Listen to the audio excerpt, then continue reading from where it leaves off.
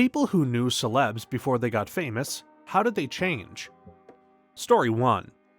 I live in the town where Dolly Parton grew up, and practically everyone above the age of 50 who grew up here claims to have either been a distant relative of Dolly's or they claim to know her in some way. Everyone has their story of the time they met Dolly. It's pretty obvious, but regardless of who you talk to, Dolly has always been sweet and generous, but everything has simply grown exponentially due to her fame. Examples are the millions of books that she gives out for free to children around the globe each month, or how she gave out $10,000 cash to many of my close friends after their houses burned down in a fire a couple of years back. Thousands of people are employed here and work for one of the businesses that she owns, and it's a tad strange to see when you walk in, but the birthing center at the local hospital is funded by and named after her. I honestly can't think of one person I know who doesn't like her. Dolly's heart has only gotten bigger because of fame. My father-in-law worked for a high-end business in Southern California in the 80s, and he ended up running straight into Dolly as he was rushing out a swinging door at the same time that she was walking in. As he says, she chest bumped me from 5 feet out, but as he was apologizing profusely, she cut him off and said, "It's okay, darling, but next time you want to get physical, try buying me a drink first." Then she winked and started giggling as she went on with her business, and he and his 2 coworkers who saw it happen have been smitten with her ever since. He met some other celebs working there, but goddamn, that's the one I'll always be jealous of. If anybody deserves to be America's sweetheart, it's Dolly. If you want to know more, Jad from Radiolab just did a podcast about her called Dolly Parton's America. I started listening, thinking it would be some sort of red state versus blue state thing. Instead, it was an homage to humble beginnings and a woman with incredible talent. I wasn't a fan before, but I sure am now. Yeah, the politics episode really stuck out to me because it was so interesting to hear her take on how she's chosen to handle politics in light of her public platform. I definitely think some people agree and some disagree with what she's chosen, but nonetheless, it was so fascinating to hear her approach. I'm from the area as well. I can confirm there's not a soul in the Smokies who doesn't love that woman. I never met her, but my best friend and I tracked her down at Dollywood once on season pass holder day and managed to get close enough for her to smile at us. We were 16 and skipped school that day, straight up told our teachers that's why too, and they just laughed at us. She brought so much to East Tennessee, I consider our generation to be a product of what she did. She brought so much money and tourism to such a poor area and never stopped giving back to us. The friend I went with got a job there that summer and still works there to this day. Story 2. I went to school with Rupert Grint, Ron Weasley from Harry Potter. I was into acting too, so we had done a few school plays together. He was really nice, very chill, and had a good laugh. I haven't seen him since school days, but he kept coming to classes whenever he wasn't filming, and was always happy to chat about the movies. Sometimes he'd need a little break from so many people wanting to talk, and would come and hang out in the library, and honestly, you'd never know he was in the biggest film series at the time.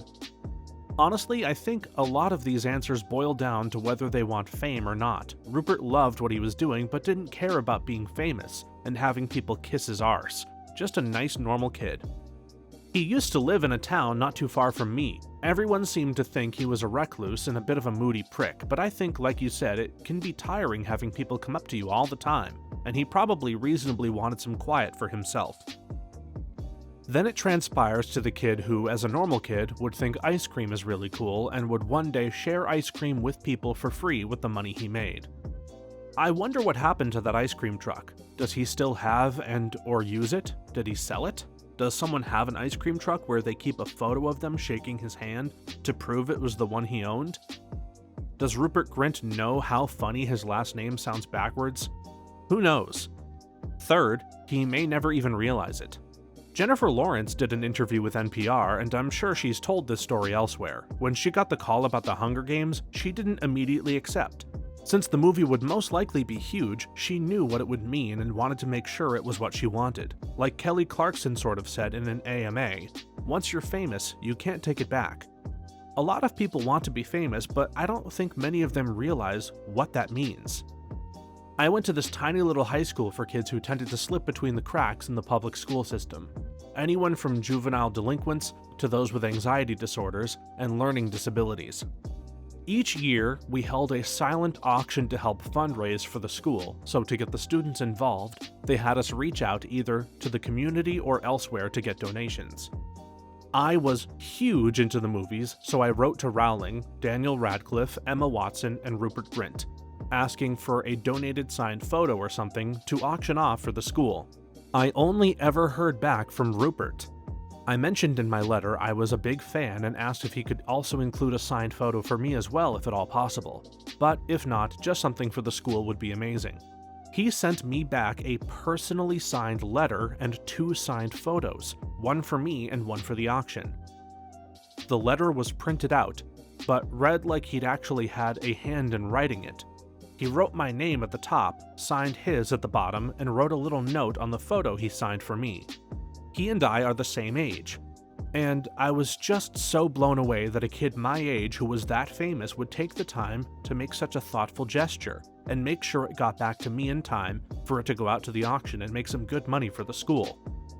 This was over 20 years ago, like around 2002 or 2003-ish, and I'll never forget his kindness.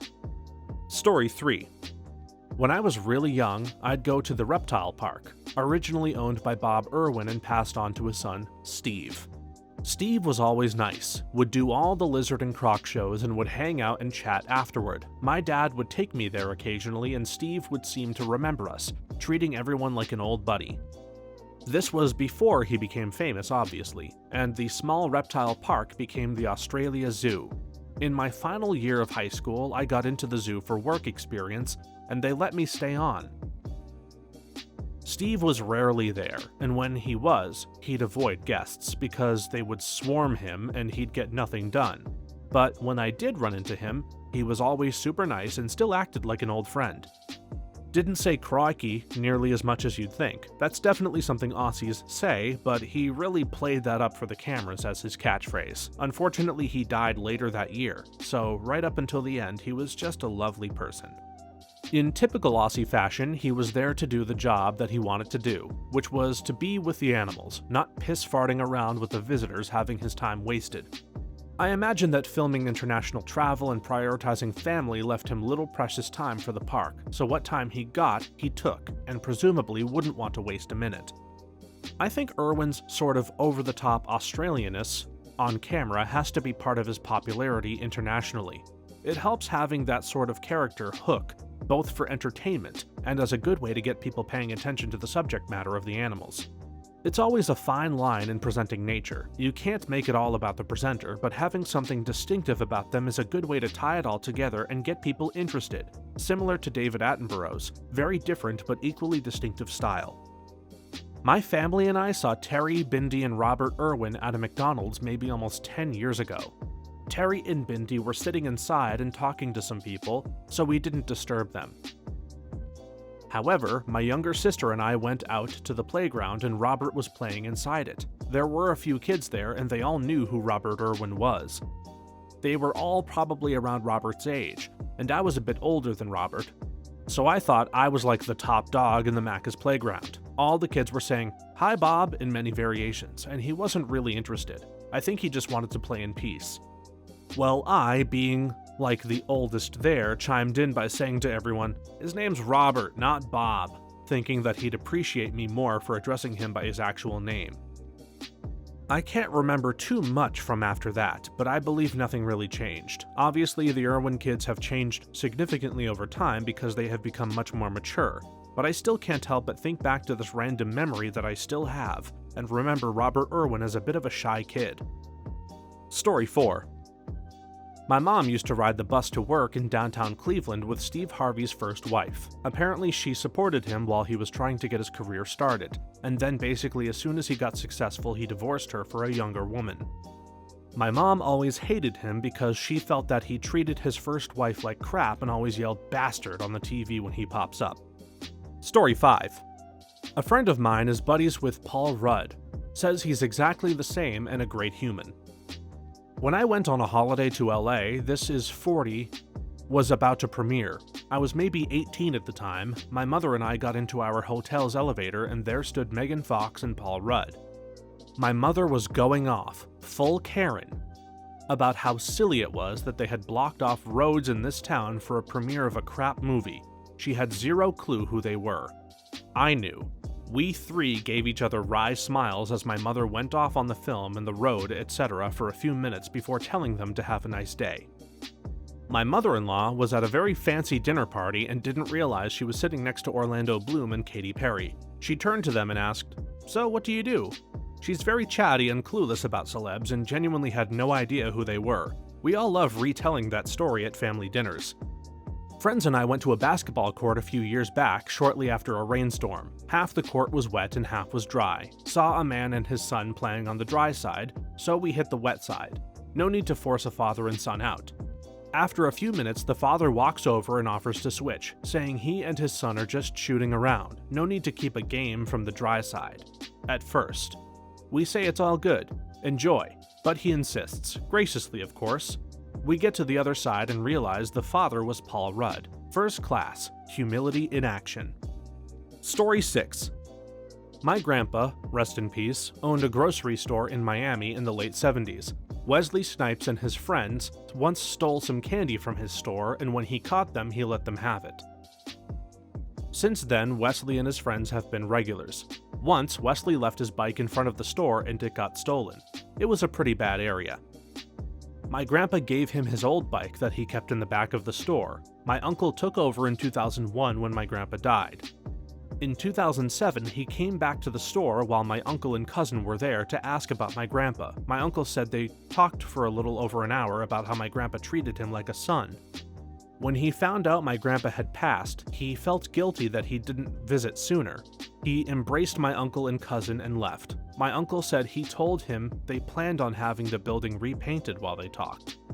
About a week later, a crew of painters arrived and told my uncle they were already paid to have the building repainted. Such a genuine dude.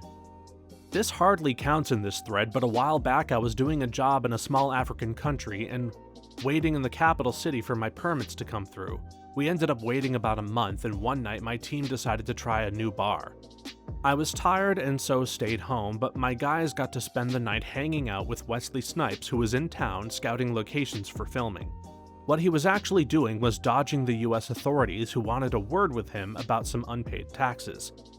This particular country won't extradite for taxes alone, so he was on the lam in a minor way. He did end up doing some time for taxes, if I recall.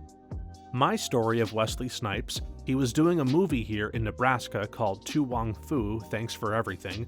Julie Newmar and he was already a star. My mom had a coworker, can't remember his name, who was his stunt double in that movie. Looked just like him. My mom got to meet Wesley because he came to their office. She always said he was super nice and talked with everyone and asked for names to make sure he knew you. Side note, during that filming, my mom's friend or coworker looked so much like Wesley Snipes, he couldn't go out because people thought it was him. Story 7. Jack Black is the same person he was as a teenager. Funny, kind, caring, and spreading that joy of music. I've never had the chance to meet the dude, but I'd very much like to shake his hand. When we're done with COVID, that is, and tell him I really enjoy his work. Seems like a weird thing to say, but if he is half the guy he shows publicly, he'd typically be the kind of dude I'd hang out with. Years ago, when they were filming Kong in New Zealand, Jack Black decided not to go home over the holidays in December/January. So he decided to put on a show with Kyle and have a Tenacious D show. I won tickets from one of the radio stations and decided, what the hell, I'll go along. I wasn't a massive fan of their music, but as a musician, I could appreciate it. I was also a waste of time and spent more time high than anything else. So I was outside at the show, kind of around the corner from the front of the venue, smoking a joint. And this hairy dad-looking dude comes out from a door, stops, sniffs the air, then locks eyes with me, marches up, asks if he could join, has a few tokes, tells a few jokes, thanks, and then leaves. Most pleasant experience with a famous person I never thought I'd get close to. Such a pleasant, fun guy. Would love to do it again sometime. I did precisely this before. Personally, I'm not a huge fan of Jack Black. It was just never really the type of movies that I enjoyed. But I saw him in Heathrow Airport in '09. I imagine he was doing press for the year one at the time because it was just about to come out. So anyway, I saw him just walking into the airport and seeing somebody so famous, I at least wanted to say something to him to say I met him. We're walking towards each other, and when we converge, I just say, "Hello," or whatever, and stick my hand out to shake his hand. He stops in his tracks, looks at me and my hand for a second, pauses, then waves both his arms in a circle around my outstretched hand, lol. Basically the exact kind of quirkiness and outlandishness you'd expect out of him, but I was slightly confused just standing there because I just wanted to shake his hand, lol, and then stopped, smiled, said hi, and shook my hand. Story 8. Not personally, but everyone in my town has a Dave Chappelle story. I worked with a guy who said he knew him, so I called BS. We then met Dave, and they were actually friends. Basically, no one in town thought he would be much. Now he is a local hero, really down to earth. You literally see this man just chilling in the park, in normal cheap clothes. Nothing has changed him. You wouldn't think he was famous. Maybe homeless, but not famous. I love Dave's comedy, but what I love even more is that he seems to be a great guy underneath it all. At that time, a couple was scammed for their tickets, and he came and greeted them and gave them new tickets for free. Also, he doesn't give a crap about what anyone says, like ever, except for when someone is being nice. I didn't believe it either until I moved to Dayton. Then I was going to try and get some merchandise for a gaming tournament we were hosting, and there was some black guy ahead of us in line who had the new Call of Duty in hand. I think it was Advanced Warfare at the time. This was a few years back.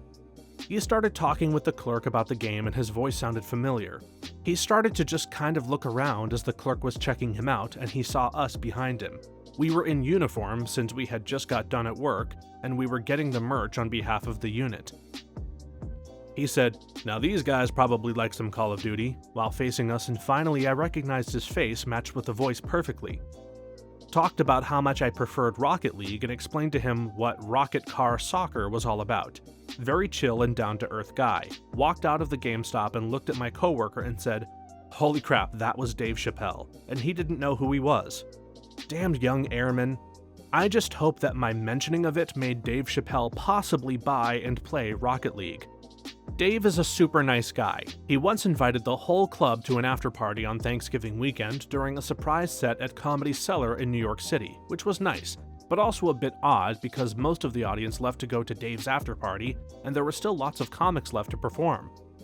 Went to the party and he was legit hanging with everyone, not just keeping in his own bubble. I had a good chat with him in the men's room while we peed side by side. It was fun until it was a little sad because he got so completely wasted. Story 9. My grandfather taught Jack Nicholson in high school math class, said he was rebellious but wasn't too bad at math. Manasquan, New Jersey? My brother was putting some sign on the front entrance when he looked down and saw Jack Nicholson walking up. He lowered his sunglasses or something a bit and said hi to my brother in a nice way. He was probably jaw-dropped staring at him. My brother would go on to be a film major and work in the industry, so this was huge for him. I think they were naming some wing of the building after Jack Nicholson, which is why he was there. Just a minor, insignificant event that had a profound effect on my brother. Pretty sure he only went there for like a year or two, but they loved him when I was there as a namesake. Story 10. A close family friend was best friends with Tom Cruise before he got famous. I didn't believe her, and she showed me pictures they had taken together, like a Vegas road trip, camping, etc. He was really awesome, but as soon as he got an ounce of fame, it went to his head and he became very arrogant and a fame whore. I can see that. He has a pleasant smile, but the eyes are windows of an empty house. Gotta hand it to Nicole Kidman, though. She was apparently such peak wife material, she drew Tom partly away from Scientology for like 8 years. And he didn't get sucked back in until Scientology bugged Nicole's phones. Friends of mine in Montana worked as extras on Far and Away with Cruise and Kidman. They were riders during the Oklahoma land rush scenes. Anyhow, they said Kidman was down to earth, nice and relatable. Cruise, however, was different. He did a lot of swaggering and pretending he knew everything about horses and wagons. No one was allowed to look directly at him, and don't even think of saying hello. This did not go down well with the Montana cowboy culture, but what really tipped the scale was when he had a kid follow close behind holding a parasol over his head wherever he went. They started using the terms delicate and dainty to describe him. Ron Howard had a big party at the end of filming to which everyone came and had a great time except Cruz. He refused to attend. Story 11. My coworker's dad grew up with Queen Latifah in North Jersey. His whole family loves her because they were about to lose their house, so she paid it off for them. They've never said a bad thing about her. Queen Latifah, if this gets back to you, thanks for what you did for your friends in New Jersey. Phil's a really cool guy. Her grandmother lives near my parents. I remember seeing the Queen walking her dogs in the church field near her mother's. She took a picture with us without makeup. Another time later on, my mom saw her at the cleaners and took another picture. Very gracious and friendly. My cousins went to school with Queen Latifah, and my grandmother was her mother's in-home nurse shortly before she passed. Dana is a very sweet person. She's still friends with my cousin and even came to her high school reunion a few years ago. My dad was friends with George Clinton and his bandmates before they got big. Very nice people. A couple of the band even came to our house a few times, totally wasted, and jammed out on our piano at 3 a.m. Very cool, odd experience for me on a school night when I was about 13. Story 12. My aunt was best friends with Madonna in high school and stayed friends until she got famous and she turned into a completely different person in the worst way possible. My friend went for a nanny job interview when Madonna was adopting her first child from Africa. It was 24/7 for the first 6 months, so the baby would bond to the nanny. I was in London sometime between 2006 and 2008. There's a reason her oldest son has very little to do with her and lives more with his dad. Oh, we know about Madonna, the woman who goes to another country and changes her accent. It was weird, and it basically told us how she viewed UK culture as more sophisticated than American culture. I'm very much on the fence on this one. Madonna married Guy Ritchie, an English lad, and moved to England where she'd stayed for quite a few years. It would be absurd not to expect her accent to change. I know mine did. On the other hand, she never kept the disdain she had towards her hometown a secret. The whole accent thing could be a way to distance herself further from it. My mom used to be a waitress in the first-class lounge of a popular airline, so serving celebrities was a daily occasion. One time she had Madonna in her serving area, and serving her was apparently awkward and embarrassing. She refused to talk to my mom. She wouldn't even make eye contact. She would talk to her agent, who would then relay the order to my mom. It was like a translator who had to repeat everything twice. My mom could ask a simple question and the agent would then ask the exact question to Madonna. Madonna would then tell her agent the answer, who then had to repeat it to my mom. Story 13. I had a teacher who taught Drake. Apparently he was a nice kid, but then he got really douchey when he started getting famous. Can confirm, worked at Indigo in Toronto when he was an actor in Degrassi. He was too cool to stand in line at checkout. His bodyguard, friend, someone he was with, did, as he stood at the side, trying to disguise himself. Then when ringing up happened, he walked to the cash, and his buddy stood behind him. I gave the precursor speech about finding everything. Would you like to donate? If you buy this amount, you get this gift promotion, and he just stood there silently and ignored my questions. I was like, alrighty, and just checked out his purchase as fast as I could. When payment came, his buddy was the one who paid. He kept acting like everyone was noticing him, and he started mentioning to his friends that he had better leave or everyone would want an autograph. He left, didn't say thank you or bye, zero acknowledgement the whole time. He left, and the person at the cash register next to me asked, "What the fork?" She didn't know who he was at all. No one in line asked if that was Drake, so no one actually noticed he was there. And that was when he was just on Degrassi. I can't even imagine how he would be now. I can attest to that. A friend went to high school with him. I hung out with him several times. I had a different friend go on Degrassi. He ended up being a movie star in China. I see him here and there when he visits Canada. Still a cool, chill dude, and said he was a bit of a douche. He was beginning to be douchey in Degrassi. Completely used douchebag once he started making it in the music industry. Never spoke to him again once he started making it big. If you're not rich, you're not worth wasting his time talking to. My wife was classmates with Bieber before he got famous, and apparently everyone thought he was a douche even back then. I was friends with Evan Rachel Wood back when we were both theater kids, and she was a normal teenager, but super driven. We haven't stayed in touch, but I don't think genuine celebrities can have many friends. The time and travel demands and the need to fake friendliness with everyone make it almost impossible. I mean, what would she and I even talk about now? How often would we actually see each other? Unless there was just some cosmic connection or she really was determined to stay in touch, it would be like one superficial hangout per year tops, and she does 20 of those a week for work. So how would I be any different? Story 14. Tyler the Creator. Exactly the same. We were all concerned at how bizarre he was. He would call people a table or something incredibly random, and the sense of humor caught on in my high school. The fame did nothing. He's still strange, and a sweetheart. Story 15. Bruno Mars's mom was a bartender at a local karaoke dive bar that I was a regular at. At the time, his biggest hit was the hook for Billionaire by Travie McCoy. Anyway, she was selling tickets for an upcoming concert he was having, and she asked our table if we wanted to buy some. My friend declined, and she exclaimed, "Why not? He's my son!" I ended up getting a couple of tickets despite not knowing any of Bruno Mars's songs. It turned out to be one of the best concerts I've ever been to. The guy knows how to put on a good live show.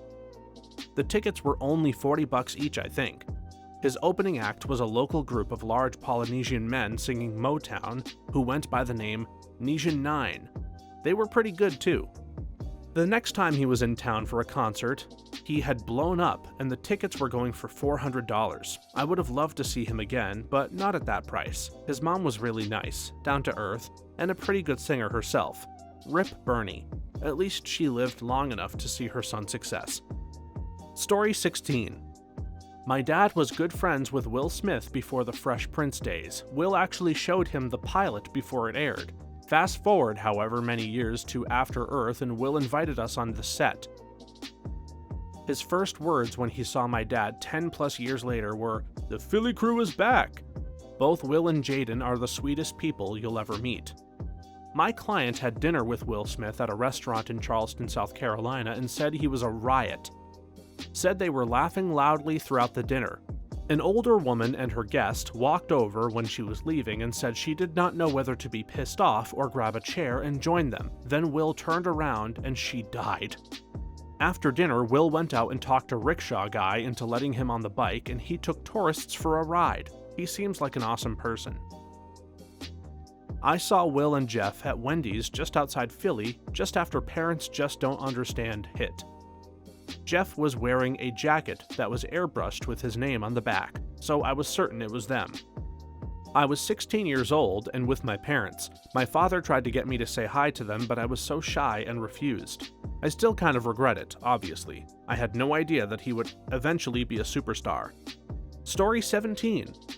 Went to middle school with Megan Fox for a bit. She rode my bus and she mostly kept to herself. Most of the guys would fight over who was going to sit next to her, but she was very shy and didn't really have much to say. Story 18.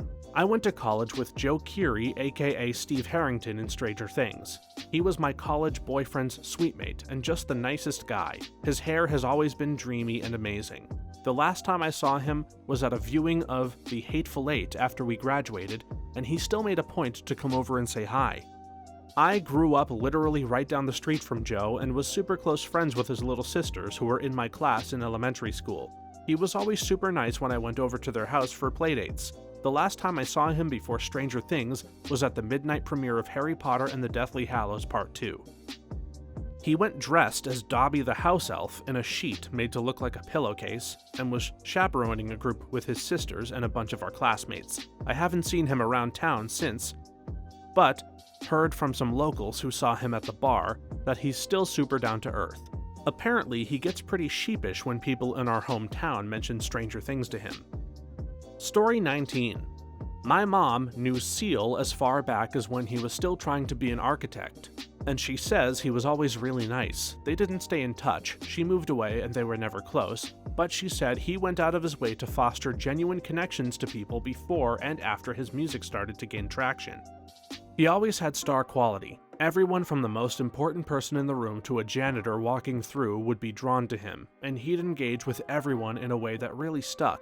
She always mentions that he was just a really sincere, deeply felt person. So I was working as an audience usher for a certain music competition show a few years ago that, for contractual reasons, will remain nameless, and Seal was a judge for that season. In between breaks, a girl with an intellectual disability ran to the bathroom, and when she came back, I had to escort her back to her seat. The path to her seat ran right past where she was sitting, and foolish me didn't anticipate walking between the two when escorting the girl. Well, of course, this girl makes a beeline for Seal with a squeal of delight that the entire audience heard. I literally saw my career flash before my eyes, but before it had a chance to play out, and I had a chance to get the girl away, Seal had already said hello, welcomed her in the gentlest possible way, asked her how she was, and finally gave her a big hug before she went and sat down. He handled it like a true gentleman. That's so weird to me. I was working as a chef at Planet Hollywood in New York City in the 90s. He came to a movie premiere party for Tu Wong Fu. He would randomly go up to groups of people that were talking, other actors and such, and just start belting A Kiss from a Rose. It was super awkward for everyone. Every time I hear that song or someone mentions Seal, I think of that. What didn't you realize about yourself until someone told you? That I like to interrupt people and interject essentially what I thought they were going to say as to seem more understanding or to seem like I wasn't wrong. It was something I picked up from my dad and never realized how rude I was being until now my ex-girlfriend brought it up. Because it was all kind of just how my family communicated. Now silence is one of my biggest skills to use in conversation, and I make sure I let people express their full opinion before trying to explain myself. I have a similar issue due to years of constantly being cut off and impulse issues. I'm subconsciously scared that I would never be able to get my point across that I jump into conversations, talk way too loudly, or cut people off. I think, subconsciously, that is exactly what it was for me. I just never realized I was doing it until my girlfriend very politely pointed it out and talked with me about it. I'm glad to see I'm not completely alone with this. My sister didn't know we, my family, are ethically Chinese until one of her classmates pointed it out to her. She came home really confused that day. Doesn't she own a mirror? We're pretty tan, live in a Southeast Asian country, migrated a few generations back, and my family neither speak Mandarin nor celebrate Chinese New Year. She probably figured we were just like everyone else, just with smaller eyes. Also, she was 6 years old and no one in our community has brought up the issue of ethnicity before. But yeah, it was hilarious when she came home insisting that she isn't Chinese. Whenever I walk around alone, even if I'm in a perfectly good mood, I look like I'm going somewhere I know I'm going to die. I apparently have a constant look of pure dread whenever I walk around alone. I have this, except I look like I'm on my way to kill someone, resting killer face. Back in high school, my youth pastor told me every time you look at me, you look like you're sizing me up for about half a second. Apparently normal for me is a serial killer, but interacting with people is a smile.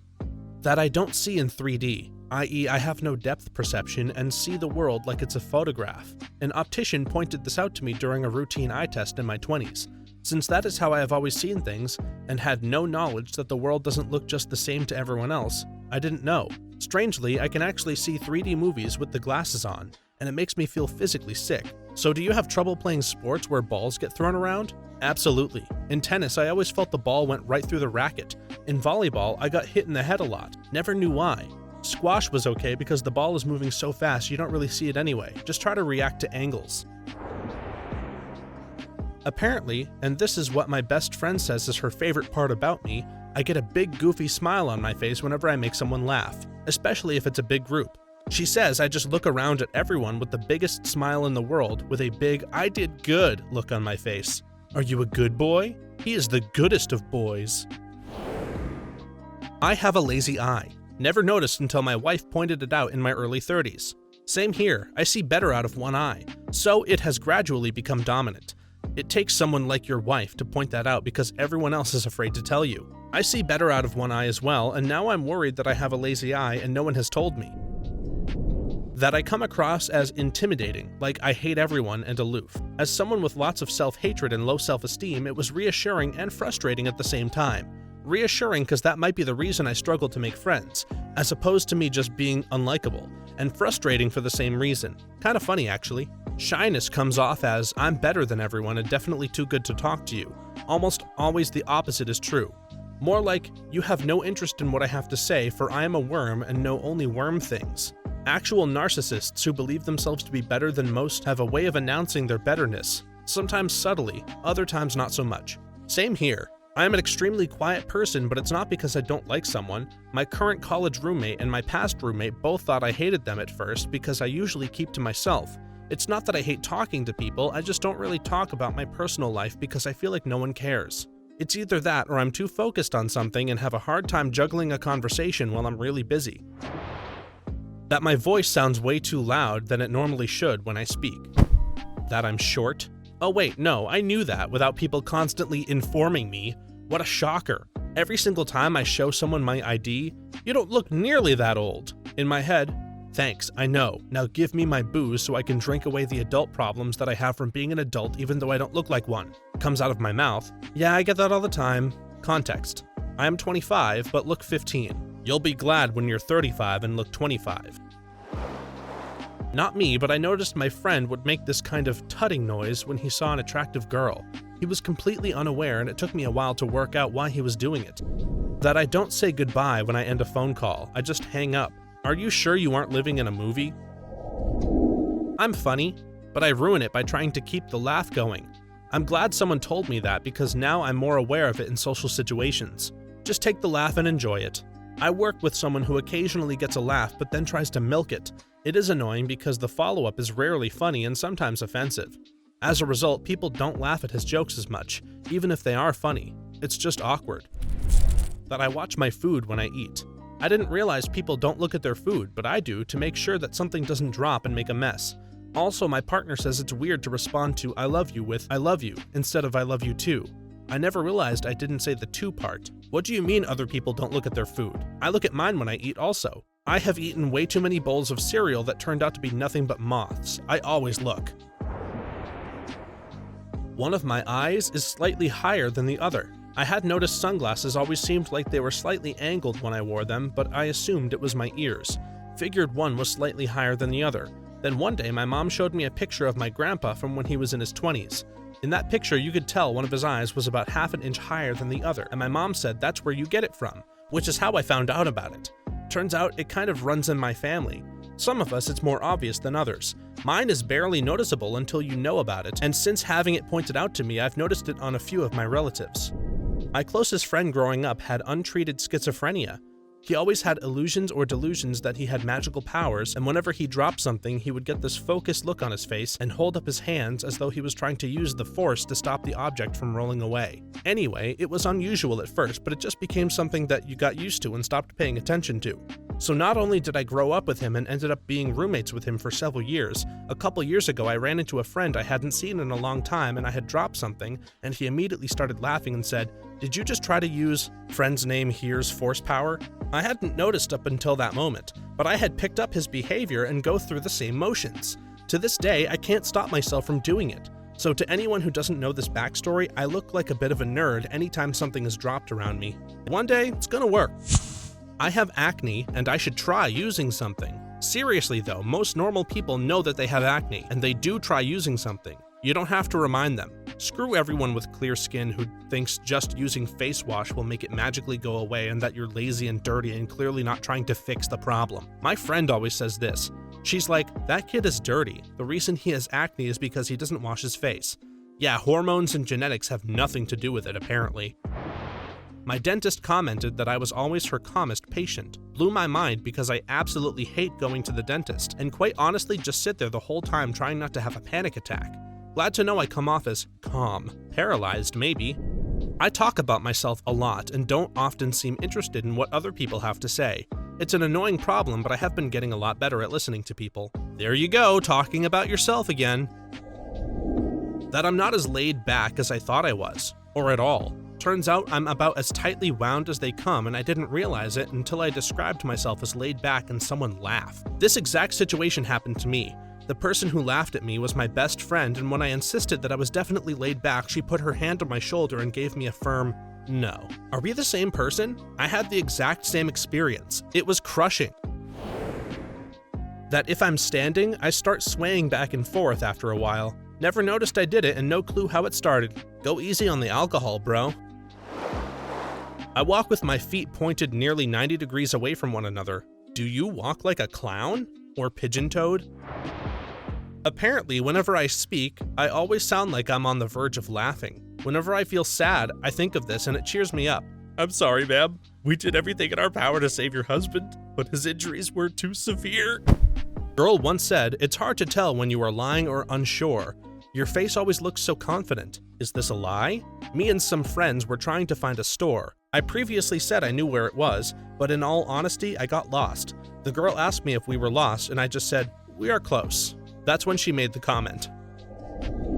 There's apparently a heck ton of quirks that I had no clue about until my friends pointed them out to me. Often I repeat things under my breath after saying them to make sure that it sounded right. If there is ambient music playing, I always sync up my steps to the rhythm. When listening to someone talk about something, I lock eyes with them and then sigh right before speaking. When I'm walking alone, I get lost in my thoughts and notice absolutely nothing going on around me. I will make huge, dramatic changes to the way I talk mid-conversation depending on the subject and who I'm talking to. I think all guys do this, but I pat my sides when I get up to check for my wallet and phone. On your next to last point, I do the same thing. I check my pockets, but first I'll check 3 or 4 places that I'm fairly sure I've never even had a pocket, no matter what I'm wearing. Right pocket, phone. Back right pocket, wallet. Left pocket, keys. I think this is bordering on OCD-like behavior every time I stand up. That I'm gorgeous. I'm not actually kidding. As a teenage boy with anxiety currently going through 6th form, the best thing for me so far was when I met someone who is now my girlfriend. Every day before school, I'd get up and look at myself in the mirror thinking about how spotty and horrible my face looked. My girlfriend told me that I looked gorgeous, and it was then that I realized that I had been judging myself too harshly. I'd been so focused on a negative image of myself that I hadn't let myself develop a positive self-image. Now I get up every morning thinking about how I can improve my life instead of bullying myself. I encountered a dude the other day who was seriously one of the most beautiful people I've met in real life. When I told him, he was legit shocked. It was kind of endearing, but come on, mate, look at you. I had a similar experience with a man I grew up with. He was really shy in high school, and tons of people had crushes on him, but no one could get him to say more than a few words. I know I tried. Years later, I moved back in with my family to pay off college loans and found out that he was still living with his parents half the year, while teaching private surfing lessons and lifeguarding and spending the other half of the year surfing below the equator. We meet up. At one point, I mentioned how I'm glad he got over his shyness. It was a shame in high school so many of us had crushes on him. He was shocked. Me? Handsome? Yeah, bro, very much so. He didn't believe me at first, and made me name some people who had crushes on him.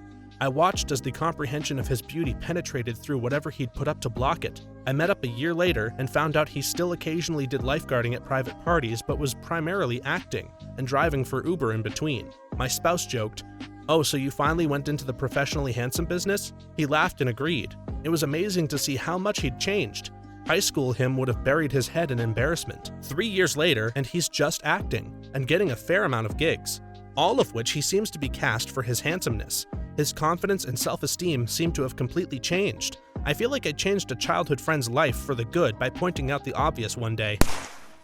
I pronounce things weird because of all the accents I've adopted due to moving to different countries and frequent traveling during childhood. Therefore, most strangers think I don't understand a lick of English. It gets hard when people can't understand you and they try to speak slower with simpler English words. It just gets more complicated than it needs to be.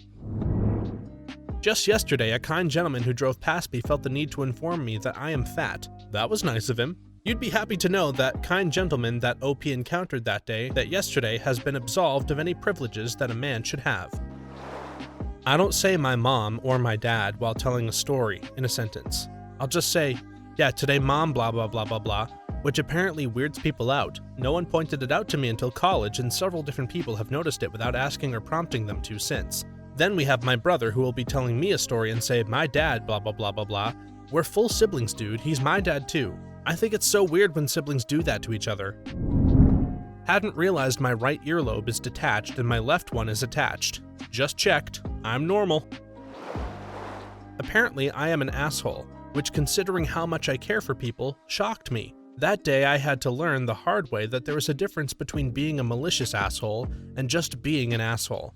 I'm told I fall into the latter category. Can you explain that further? I'm a very direct and blunt person. I don't compromise who I am for anyone, even to my detriment. People aren't super receptive to that personality trait, but I'm okay with that. Does that help?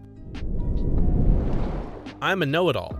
It's been 10 years since I was told this, and nowadays I'm a bit better at not telling people what they should think or do. You weren't a know-it-all before they told you. That I was negative. Didn't realize how many negative comments I was making until it was pointed out. It helped me think before I speak. I do this and it's really hard to stop. Keep up the good fight. I can't have messy fingers when I eat. Every time I dip my hands into a bag of chips or eat wings, after I eat a bite, I have to lick off the excess and I make a smacking sound each time. Imagine hearing that for half an hour straight. They made these magical things called napkins that you can use to clean your fingers without making wet mouth sounds. But then paper waste, and no delicious flavor bonuses. Quite a few actually, that I apologize too much, that I'm gentle, that I turn the paper 90 degrees sideways to write. I also apparently look pale and dead all the time, which has led to several people asking me if I was going to faint. Are you me? I actually had 2 doctors demand blood tests. Not anemic. Could you be? As a matter of fact, I am. I found out after a mandatory checkup before enrolling in college a few years ago. It's pretty mild though, if you don't count me fainting at least once during that time of month. Before that I thought I was just unfit. LOL. I remember someone suggesting that I could be anemic too after I told him about my constant and extreme urge to chew on ice. Not sure how that is of any relevance though. I sleep with half eyes open. That I have very good work ethic by my physical science teacher in junior year of high school. Even my current boss once told me I was a fine worker after giving me a raise. Makes me feel good. Someone once pointed out to me that I interrupt during conversation. Now I am hyper aware of when others interrupt. I'm glad someone pointed it out to me because I never knew I did it. When others interrupt me, instead of trying to talk over them, I wait and stare at them until they're done talking, and then I stare at them some more. Eventually, they realize why I'm staring at them. Active listening is an acquired skill, and it doesn't require you to interject any time you hear something relatable. I apparently have a very commanding presence. Many people have told me this, and I've personally noticed it once or twice.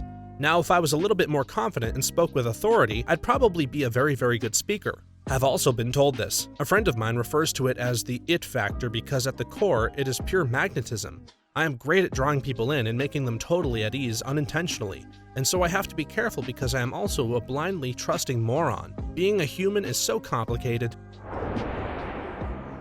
I assume things without proper information. Did someone tell you this, or are you guessing? I didn't realize I'd earned my title at first. I was just living my life, doing my thing. Then they handed me a crown I'm not allowed to wear near a school and gave me the credentials to my username. My voice is deeper than I thought it was, especially for a girl voice. Lots of my friends thought I hated them when we first met because my resting face looks mean and that I don't smile a lot. People think I have no emotions. Someone once asked seriously if I was dead inside. That I'm starting to lose my hair. They could have left it alone along with my illusions of youth and good-lookingness. They didn't. People are nasty. I spelt my name wrong until I was 18 and my girlfriend told me I was misspelling it. That I have BPD, or borderline personality disorder. It makes a whole lot of sense why I'm such an asshole all the time, and why literally everything affects me. I have it in a quiet form, so it manifests itself a touch differently than most. So I wasn't properly diagnosed for a while. At least you realize that you're an asshole. My friend has it, and she's really embraced her BPD in the way that she can now use it as an excuse, but she totally won't recognize the fact that she is a total asshole to most people. By the end of our time in our school program, she was probably the most hated person in the program by far. She went out of her way to ruin people's lives if she didn't like them. It was so crazy. My vocabulary is off-putting, and is very likely the reason people think I'm a snob and don't like me. Have you tried catering to your audience and meeting them halfway in the interest of mutual respect? That I speak really quietly, and people around me actually aren't as deaf as I thought they were. But I don't know how to talk louder without feeling like I'm straining my voice or actually yelling. You talk really fast. Damn near every person I have talked to who doesn't speak English as a first language. Even your comment sounded fast in my head. You think far too highly of yourself. They aren't wrong, but I think I do it deliberately. For example, I don't like handing in work that doesn't meet my standard, so thinking highly of myself lets me set the bar high.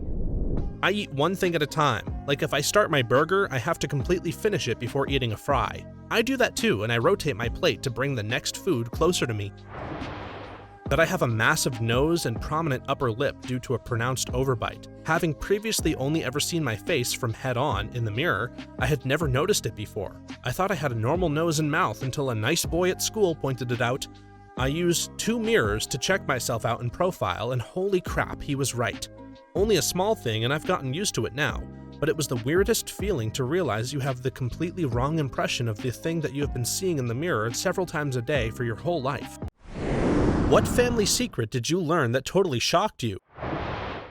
My mom married my stepfather in the mid-80s. My mom and dad have been divorced since my birth in the early 70s, so living primarily with my mom, she would of course go out on dates, and eventually I would get the old boyfriend's introduction, which usually went well. With my soon-to-be stepfather, I always knew there was something a little off. Could never really pin down what it was, but he was just off, if ever so slightly.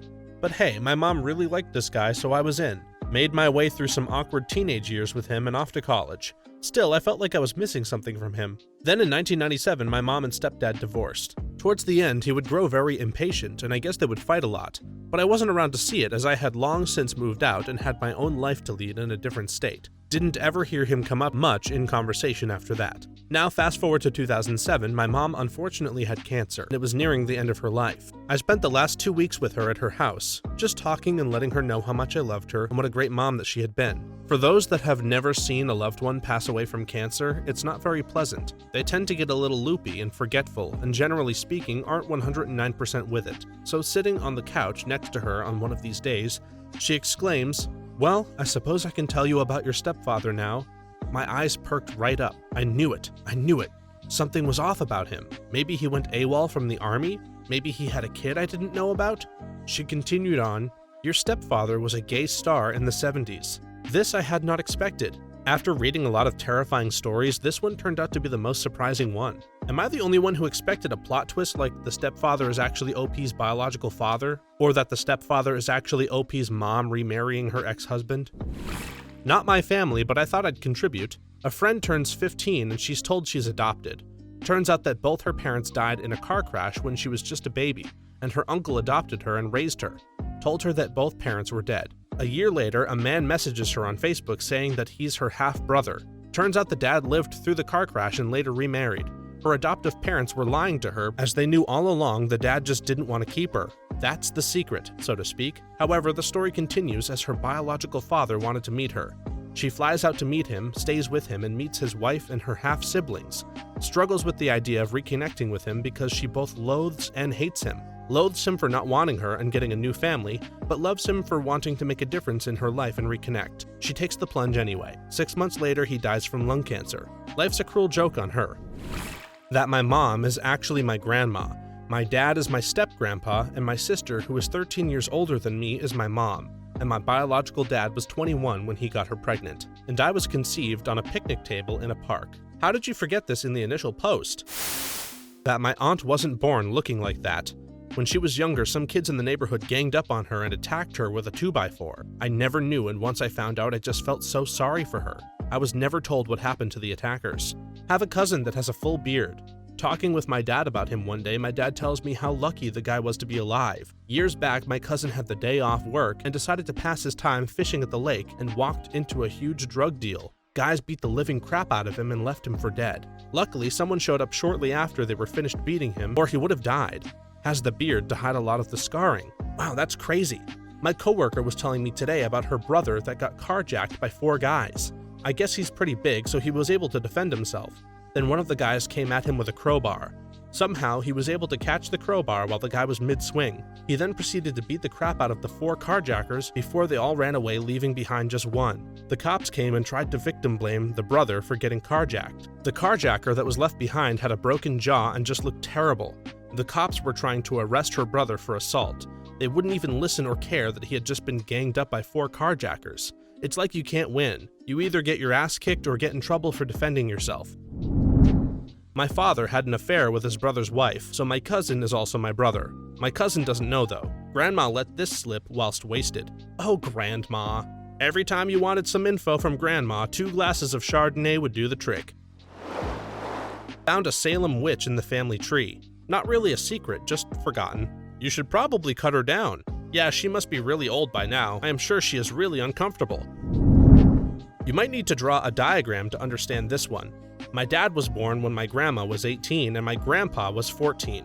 He never looked like his dad, and always thought his mom had an affair. For context, my dad's family is all Lebanese, but he is very fair-skinned, which was partially why he assumed it had been an affair. When his dad's father, my great-grandfather, was on his deathbed due to cancer, a relative confessed to my dad that his grandfather was actually the father. My dad had my stepmom take hair out of his real father's head and had it sent for DNA testing, which confirmed it. Yeah, a little morbid if you ask me. So basically, my grandma had an affair with a married man when she was 18, had one, possibly 2 children with him, then married his son and had another 4 kids. So my dad's siblings are both his siblings and his nieces and nephews, and the man who raised him is actually his brother. Yeah, I don't talk to that side of the family anymore. Found out when I was 22, but apparently I had an older sister. She died very young due to a heart defect or something before I was born, but yeah, no one in my very large family ever let it slip the whole time. I only found out because my other 2 older sisters found a letter buried in a closet one day years ago, and they told me about it way after the fact. Never asked my parents about it. I can only imagine what kind of old wound that would dig up, and they don't need that. I just quietly visited the grave by myself once to leave a flower. It was a pretty unreal feeling. Wow, very interesting, and makes me sad that they felt that they had to keep something like that a secret. Must have brought up all sorts of feelings for you. Tough stuff. It's alright. I never knew her or got the chance to meet her. It was just super surreal, you know? I didn't know how to feel, really. Felt super bad for my parents, though. I don't even want to imagine what it's like to lose a child that young, so I felt it best not to ask and let them keep their peace. I did inherit the male version of her name, though, which was the female version of my grandpa's name, so reason that out however you like. Maybe an inverse sort of deal, but my family were apparently millionaires in the late 1800s. I guess they had always been very wealthy. But between that wealth and getting split up every generation and my family living on the run for many generations, all of that money was gone by the time I came around. The only thing left was a chunk of property in Mexico that is completely worthless aside from a small bit of money from it because there's a highway going through it. This is totally shocking to me because in my life my family has been quite poor, full-on redneck on top of that, and lots of issues with addiction. If automatic refrigeration hadn't come along, I'd be the ice king of New England right now. Instead, my grandfather worked 3 jobs just so he could retire in a mobile home park. I'm imagining a really cheesy supervillain who's trying to destroy all refrigerators because he feels they robbed him of his family's wealth, which led to his sister's death when she was 5 because they couldn't afford medical bills. My great-grandfather was a quiet kind of man and treasurer for his lost chapter of the Elks Lodge in Texas. He was attacked on his way home from an Elks Lodge meeting. He suffered amnesia and regained consciousness as a sailor on his way to Haiti. After landing, he lived in the country for a few months before getting into a bar brawl with a police officer and getting knocked out. He regained consciousness in jail with a newfound memory of who he was. He told this tale to a priest from jail who believed him and wanted to help. The priest wrote my great-grandmother and the American government and somehow convinced the Haitian government to let him return to America. He returned to my great-grandmother, had 2 children, and was a law-abiding citizen for the rest of his life. This story is so unbelievable that when my mother told it to me 6 months ago, I was convinced it was a hoax. She has documents, the letters from the priest and others, and testimonials from his friends that say this behavior was uncharacteristic. Sounds like a dissociative fugue. Not so much a family secret I learned, but when I learned our family secret wasn't so secret at all. Growing up, my grandparents would make popovers for every family gathering. For whatever reason, my parents told me that popovers were like a family secret recipe or something.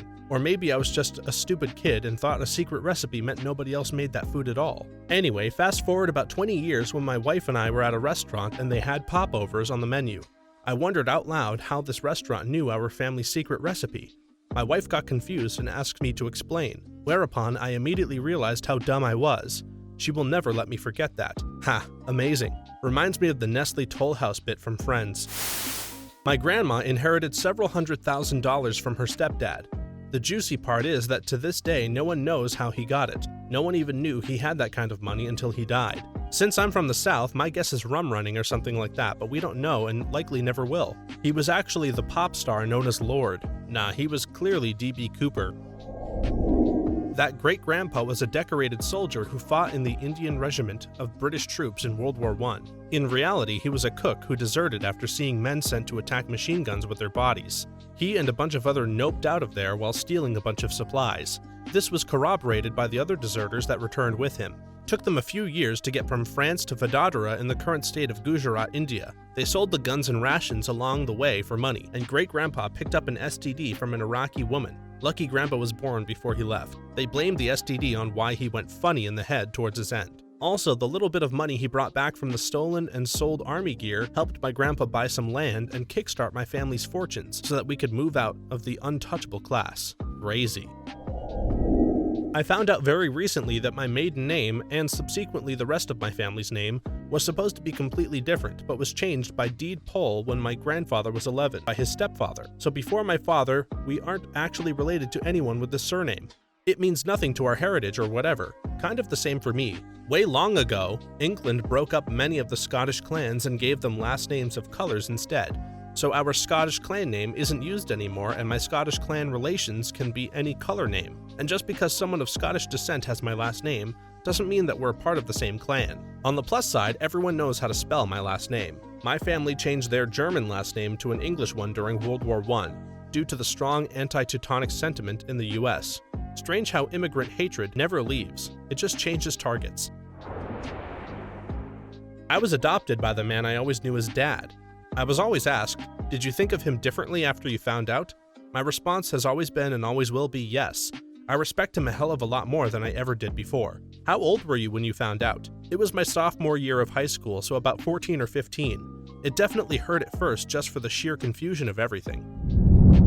So ever since I started living in apartments for myself, I've had these big pink towels, and every time someone brought it up, I've told this story. When I got the first apartment, I went to visit my grandparents with my mom so that we could raid her basement for stuff that she had lying around that I could use in my new home. And among the stuff that we found were these giant boxes of big pink towels and jasmine incense.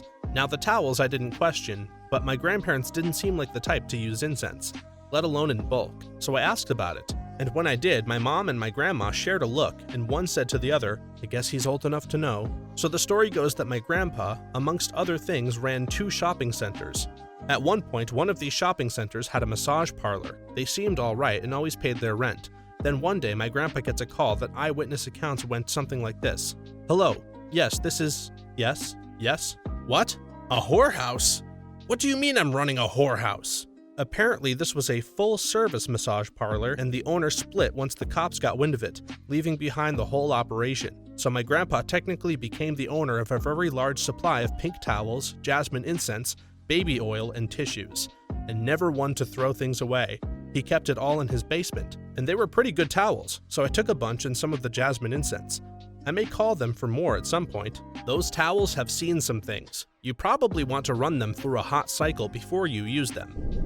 I'll submit one because I think it's totally nuts, but it wasn't my family's secret. The family that I've known my whole life lived across the street. The daughter of the family married a cousin of mine, etc. Learned just a couple of years ago that the dad of the family didn't go away to the Peace Corps for those years he was gone in the 80s when we were kids. He was in prison for trying to rob a bank because the family hit such hard times when their second kid was born. The dad is the sweetest person ever, and we never doubted for a second that he would do something like joining the Peace Corps.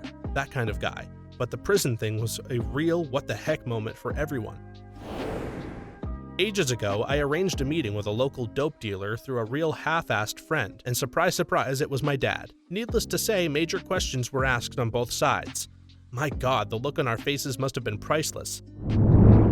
Maybe not me as much, but I got really into my ancestry, especially focusing on my grandpa because he straight up disappeared in odd circumstances after he got really sick when he was working for the Navy, and there was no documentation. Anyway, I get way into it, and someone was looking for him too. Compared details, and it was 100% my grandpa's daughter looking for him too. She had gone through foster care, but learned details about her dad and was searching for her family. It was really weird going to my dad and telling him he had a sister. We still aren't sure why they gave her up, but she was born almost exactly when my grandfather died and my grandma remarried, so we think that had something to do with the decision. Still so many unanswered questions, but we still talk and do our best to research.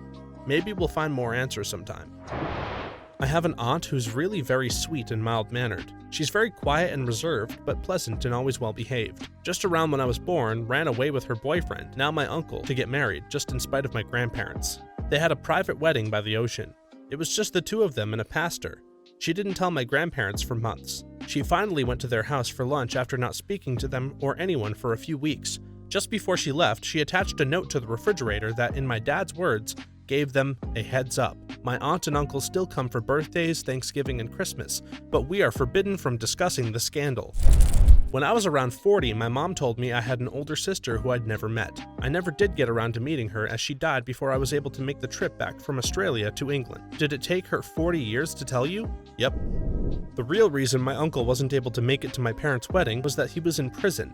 He had an excellent idea to rob a convenience store by yelling at the cashier and throwing bananas at him. After stealing $8, he walked 3 doors down to a Chinese restaurant and sat down to eat. Since it was winter, the cops just followed his tracks apparently. In order to lighten the mood, I'd like to offer a more funny secret. My grandmother died 8 years before my grandfather. When he died, we were cleaning out his house when it turned out my grandmother had owned a bong. I later found out it was from when she had cancer and wanted to try medical marijuana, but I initially thought it was when she and her sisters were younger. I confronted her sister, my great aunt, about it at a family thing later on, and this was her response. What? No, we never did that. We just drank a lot. I love my great aunt. Her and my great uncle have taken it upon themselves to act as grandparents to us since my grandfather died. I mean, we were always pretty close to them anyway. Hell, their daughter is my godmother. When my grandfather was emigrating from Russia to Canada with his family, he sent my grandmother and 6 of his 7 kids first, one day before he left. The following day, he brought my father with him. He registered a slightly different spelling of our last name and was given a tract of land in Saskatchewan. My grandmother was also given a tract, but since they had registered 2 names together, they had 2 different pieces of land. He never told her about that second tract. Years pass and his alcoholism forced them into poverty, but he never sells the land or tells anyone. He recovers from his alcoholic nature and eventually dies from a heart attack at 63 years old. He left the land title in his will, now worth a substantial amount more. My grandmother was able to retire comfortably, and upon her death almost 15 years later, she left all of her children $10,000 each in cash. All the grandchildren $1,000, 24 grandchildren, and $2,000 to the 8 great-grandchildren. All the money was locked away and would mature when we turned 18. The great-grandchildren are set to inherit a nice college starter pack. I have a brother from another mother. When my parents were young, they were one of those couples who would constantly break up and get back together. Once, when they were broken up, my dad got another woman pregnant. The baby was given up for close adoption. All I know is that I have a half-brother somewhere out there 10 years my senior. Grandma didn't go away to fat camp. She was in prison. First off, my brother and I are both adopted from different families, so we have half-siblings we don't know. This isn't a secret. The secret is when I was 20, I found out my dad had gotten a girl pregnant, and her dad told him he'd destroy my dad's life if they ever saw each other again. My dad promptly joined the Navy and left. When he got back, she and her family were gone. This was almost 50 years ago, and he has no idea if she had the child or not. I have 3 to 4 half-siblings I've never met. Thanks for watching until the end. What phase did you go through that makes you cringe? I was heavily influenced by movies like The Matrix, The Crow, and Blade. I thought I needed to dress in all black and rock a badass trench coat when I was 12, and fat. And after Columbine. This is golden. I can only imagine the looks. I used to think I was going to be the next great American writer. I wrote a novel-length book where the main character, obviously me, was sleeping with every hot girl in the school. I let my best friend read it and he passed it to one of the girls that he was friends with. It got passed around. A lot. Possibly to teachers. I'm not sure how many people read before I got it back. Years later, people were still quoting it. So you wrote erotic friend fiction. I thought Naruto was really cool when I was in middle school. No matter how much I drink, I can't forget the times I ran with my arms backwards. I tried it a couple times. No lie, it feels faster. One time someone caught me doing it, so I threw in some airplane sounds, but they knew. You can feel the air being passed through you and not against you. I just want a weeb 100-meter sprinter to do this in the Olympics to prove everyone wrong. I was a raging chola. Brown lip liner with clear gloss, slicked down hair in the front and then crinkled the length. Huge gold hoops that said princess in the center. That's enough. I don't want to remember anymore. Well, at least you didn't shave your eyebrows and then pencil them in like the cholas at my school. When I was in middle school, I confused being obnoxious with being funny. I think that's everyone in middle school. Can confirm, I'm a middle school teacher. I used to have crushes on random boys and would literally follow them around like a sick puppy without saying a word, and I'd openly stare at them and write poetry about them in my notebook and friend them on MySpace without having ever spoken to them. I was a straight-up stalker with no concept of boundaries, and I also complained about how no guys ever wanted to date nice girls like me. They just wanted to date bitches and sluts. I was a total female neckbeard. When I was in college, I spent a couple of months mesmerized by matches. I would light one and watch it burn down, and if someone came by, I'd say in my best documentary voice, something like, "Since time began, man has been fascinated by fire." Glad I got through that phase without actually becoming a pyro. I went through a phase that I was a great explorer and a survival expert, went wandering sometime with a plan to build a treehouse and live there. During the night, I ate some poisonous berries and ended up bedridden in a hospital for a week. The purple berries taste like burning! They were actually sweet, which didn't help since I ate more. When I was a teenager, I wore metal rulers, like a fashion accessory. The bigger the better.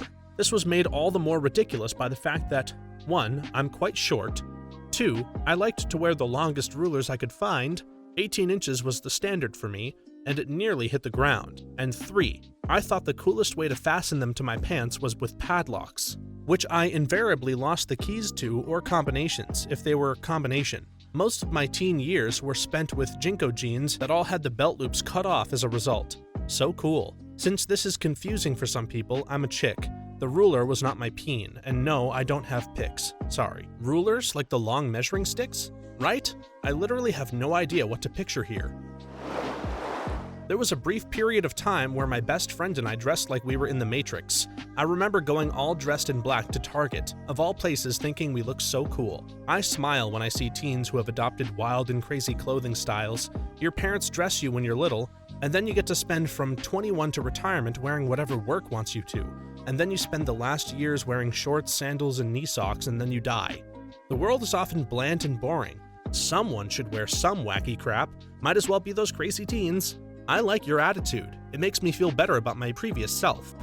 When I was in elementary school, maybe 3rd or 4th grade, my older sister was really into Hilary Duff. So of course, she played it constantly in every car ride we took. Apparently the music grew on me and I knew every word of some of the songs. Or at least I thought I did. So my friends and I would play this role-playing game where we would create characters for ourselves with special powers and fought imaginary monsters around the playground. And of course, I picked Hilary Duff as my character, with the power to sing enemies to sleep. I'm a male. I distinctly remember when it was my turn to attack a monster, so I somehow thought it would be a good idea to sing an entire Hilary Duff song. I also remember my friends trying to stop me several times, but I insisted that I had to sing the whole thing so that it actually fell asleep. Yeah, my friends stopped playing that game after that. I had an I'm too edgy to hang out with normal people phase. I shiver at the memory of it.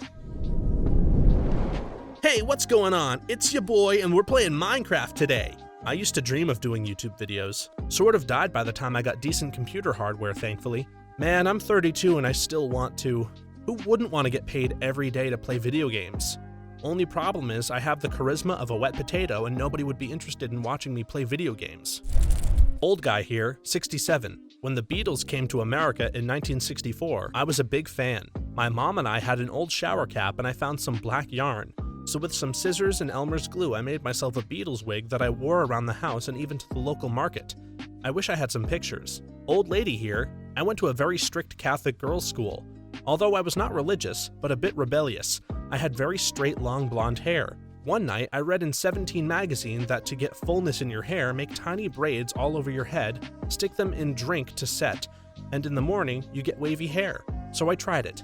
Imagine a girl of about 15 wearing a Catholic school uniform with blue-tinted glasses, a la John Lennon, with hair that was a cross between a Rasta and Janis Joplin. The nuns weren't happy, and the principal sent me home on the bus during the middle of the day, smelling like a brewery. I wish I had a photo. If only we had smartphones back then.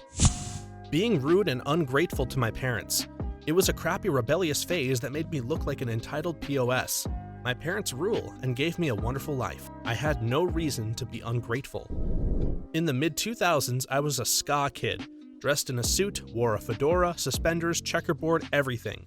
Took all my fashion cues from older ska bands like the English Beat and the Specials, skanked to songs that weren't even ska at high school dances. There were a few others in my high school that liked ska music, but didn't take it as far as me. Did you take your girlfriend to Burger King on prom night in a 90s Mustang?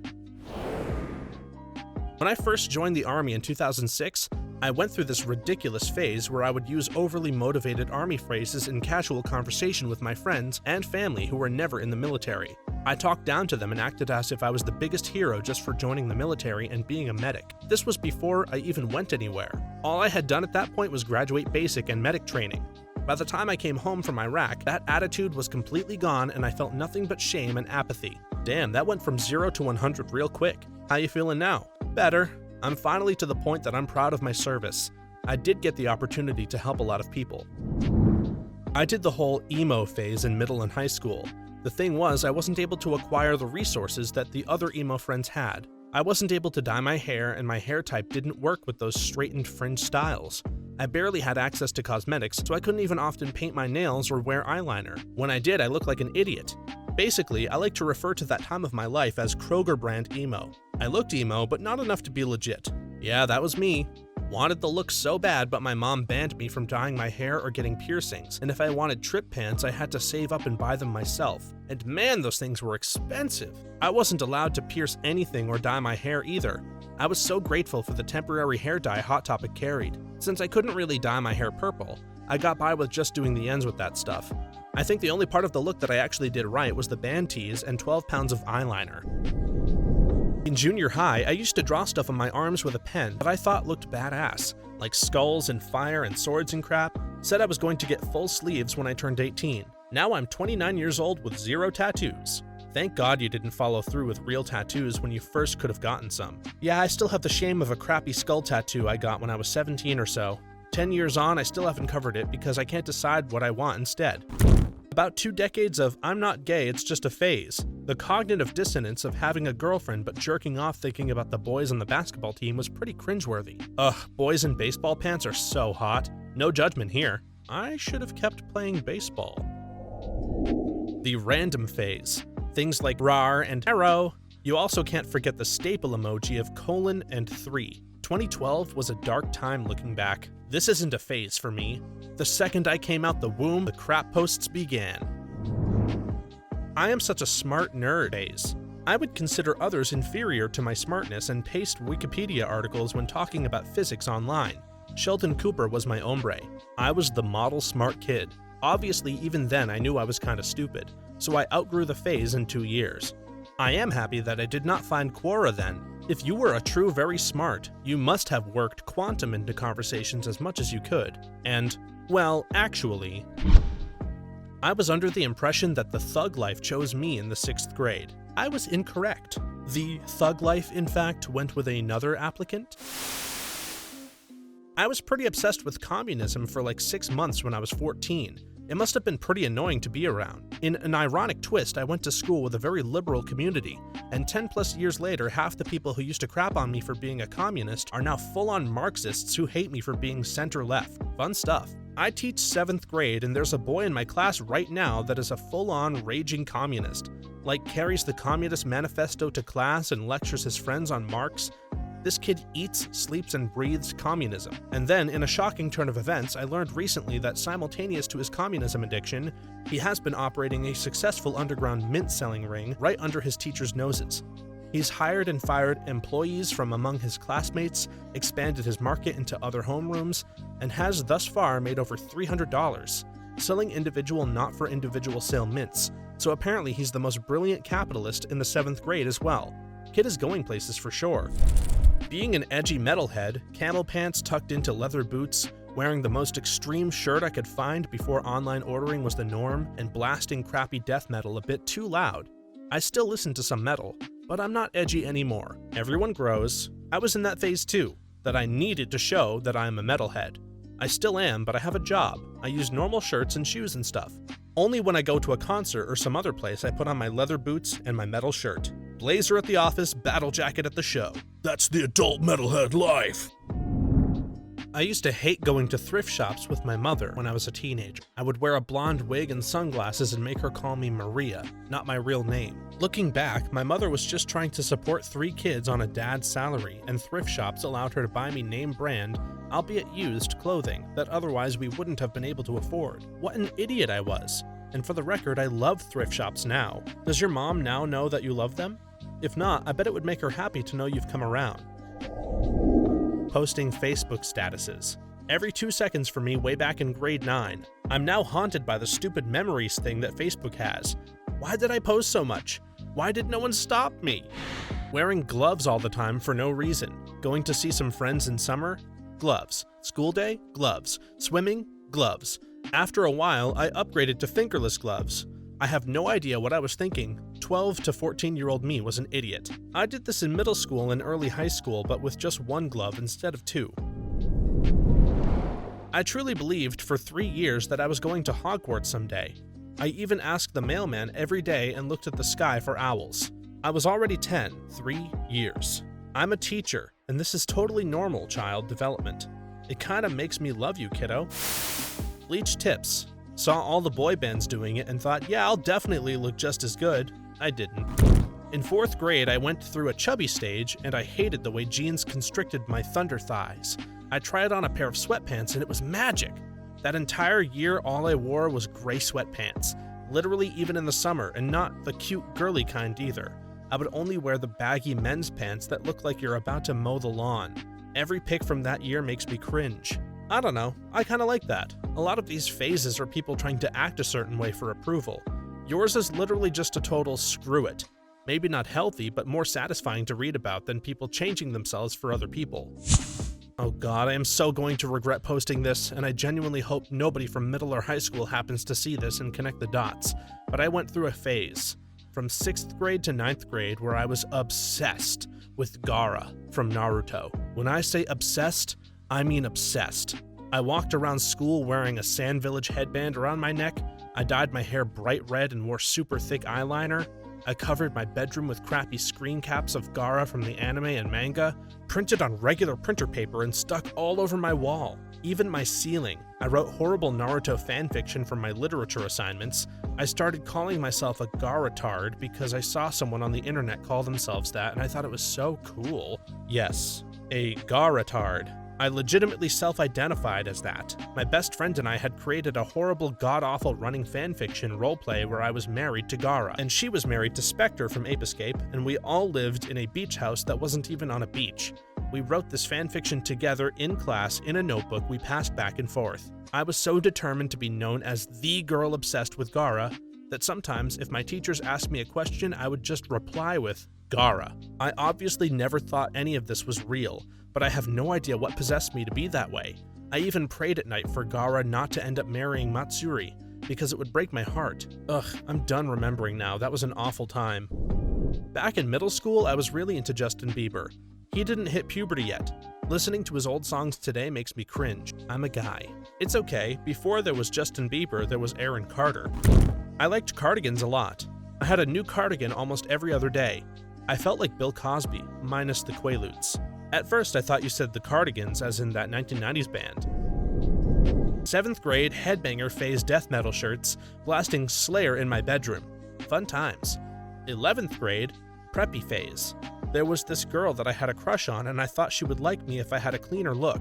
Didn't work. I began listening to Blink-182 and buying clothes from PacSun and A&F. This phase lasted until I was about 19 or so, long after the crush ended. Honestly, those were some of the best times of my life. Somewhere in there, during my preppy phase, I started listening to rap, which kicked off a brief gangster phase, which was the late 90s and early 2000s, and Eminem was huge. Luckily, I never bleached my hair. Calmed down a bit until I hit my mid-20s, when from out of nowhere, I went through a country phase. Probably tied with the gangster phase as my most cringeworthy.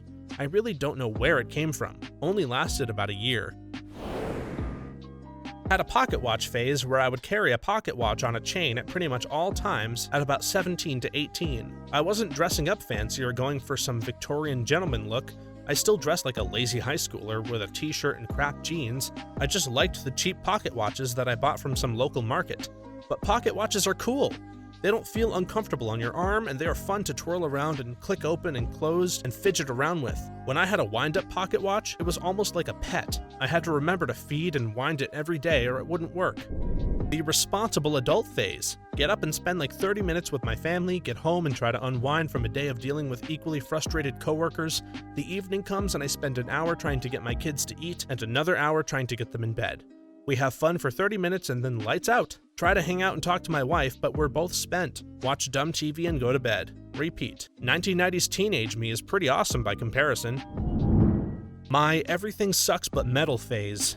Whenever I listen to a metal song on YouTube and I dare to scroll down to the comment section, I'm met with the horrors of the edgy metalhead kids. The funniest thing I found is someone saying that Slipknot is great. Unlike all of that trash mainstream music, the Slipknot video had 120 million views. I went through an Ayn Rand phase when I was 18 to 19. Thank God I was a firm utilitarian before I was introduced to Ayn Rand.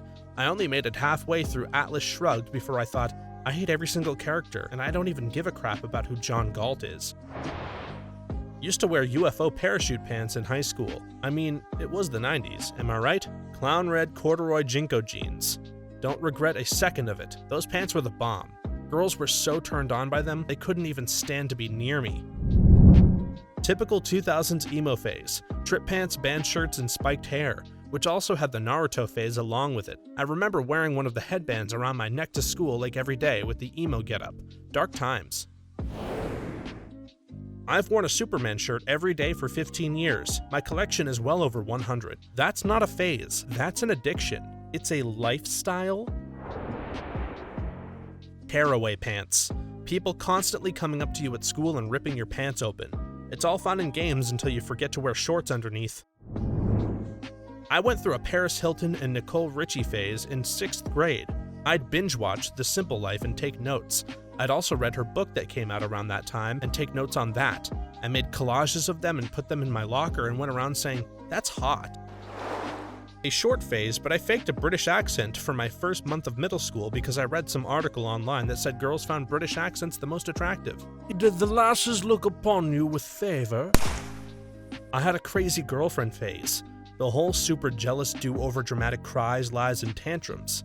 I lost so much friends and my credibility both personally and professionally because a frenemy used my outburst as evidence to discredit me. Have since learned my lesson and keep a more low-key-ish life. I miss my old friends though. Can you write more? It's just that you're the first person I've run into who realized that they were the crazy person and then uncrazied themselves. Like, why did you do all those things? How did you rationalize them at the time? What was the wake-up moment? How do you check yourself on an ongoing basis? I was really into deaf studies and American Sign Language. I started using ASL everywhere and talking to everyone, even people who didn't know it. I sometimes wished I was deaf too, and almost dated a guy just because he knew ASL because his family members were deaf. It was really embarrassing and I'm glad I've moved past those days. Now I'm studying communication disorders, so I get to use it sparingly, but I also get to help people with a lot of other things too. Oh no. Okay, well I have some family that lived in Oakland, California. And every summer I would go and visit. When I was in my freshman year of high school, I went through my hyphy phase. Thanks to Keek the Sneak, E40, and Federation, I too thought I could pop purple pills, ride the yellow bus, and rock my fizz face all day. I went all out with this crap, man. I bought the long-ass white tees, baggy-ass jeans, a SpongeBob backpack, cause all the real hyphy dudes wear this crap. Now picture this chubby Mexican kid that always wanted to simply be black, walking around a small suburban town dressed up as the hyphy manifestation. It didn't just stop there though. I actually convinced some of my friends to rock this style too, and we would try to ghost ride, but always kinda chickened out and would run back into the car after 3 seconds. Crap man, just the thought alone makes me cringe. But to be honest, at the same time, kinda smile. Early in high school, I was desperately trying to find myself. My best friend at the time was a Mormon, and I decided, hey, I want to be Mormon too. Didn't go over so well with my Baptist parents. Well, my friend went on his mission and I discovered that I was just highly attracted to him and I'm incredibly gay. That was fun. My cowboy phase. When I was 11, I wanted to become a cowboy. So I picked out the closest thing in my wardrobe to cowboy clothing, which was a blue pair of shorts, a Ronaldo jersey, black West 49 zip hoodie, DC shoes, and of course, a cowboy hat. I grew out my hair, I'm a guy, and hid behind it to seem mysterious. Soon after, I moved schools and convinced everyone I had moved there from Kentucky, really just moved an hour north. Naturally, I was not the most popular one in that school. People liked me more as soon as that phase ended. Best of all, there are pictures. I'm trying to find them. What's the best luck you have ever had in your life? My car broke down on a 2-lane highway in the middle of the Appalachians, 20 miles from the closest city and with no cell reception. The first vehicle around the bend was my grandfather, who lived 3 hours away. He had randomly decided to go on a weekend trip to the mountains. From the breakdown to being picked up was less than 5 minutes. He was definitely stalking you. He was coming from the opposite direction to boot. Applied for a job that was way out of my league, and the pay was more than twice what I was making at the time, and included pension, full benefits, and all that good stuff. I showed up quite early for the interview and had some time to kill, so I sat in the lobby reading some industry magazines. One article was about the top 10 threats to the industry, which I made a point of reading and soaking in as much as I could. Eventually, I got called into the interview, and everything was going okay for the most part. This industry and role are both new to me, and I think it may have been shown during the interview as a weak spot. But then I get asked, "What do you see as potential issues within our industry or business?" I was so excited I almost jumped out of my seat and went off in great detail about everything I had just learned. The interviewers were very impressed, and little did they know that had I been asked that same question just 30 minutes earlier, I would have nearly nothing to say. I got the job. It was luck that put that article in front of you, but it was your smarts that made the most of it. Luck occurs when preparation meets opportunity. Vince Lombardi. I forgot I had a midterm and missed the exam. Somehow ended up with a B on the said midterm. I once did so terribly on an exam that I didn't hand it in. When my teacher finished grading it, he handed back everyone's exams. With a confused expression, I asked him where mine was. He said he'll go home and look for it. A week later, I asked him if he had found it, and he said he did and that I got a 94 on it. Nice job on the exam! Bought an ice cream and won a free one, and I redeemed the free one, which contained another free one. This reminds me of a promotion Sprite used to do when I was a kid. You had a 1 in 10 chance to win another free Sprite. The way it worked was there was a black text inside the bottle cap that said something like, "You won a free Sprite," or "Sorry, no win this time." The bottles were clear plastic and Sprite is see-through, so you could just about read the text with decent eyesight. Free sodas for a broke kid while feeling like you're beating the system was amazing. Too bad they caught on after a few months and the text became impossible to read without removing the bottle cap. I used to do this with 2-liter Pepsis, but the trick there was to read the underside of the cap off the reflection from the top of the liquid. I was at a large outdoor concert and some dude walked up and said, "No way, it's you, man," and then hands me my driver's license that I didn't know I had lost somehow. A friend of mine lost his ID in LA. Like 3 months later, someone dropped it in his lap in Miami. He never found out who. This is the most ridiculous story in here. I worked at a retail store for luggage where it was base pay plus commission. The other 2 salespeople were lazy. They made almost no sales, didn't interact with the customers, and basically leaned against the counter sipping coffee and being fake friends with the manager lady. During my first week there, I made more commission than they did in an average month. Manager lady was a super bish. Kept cutting my hours, said I was making her look bad by making so many sales.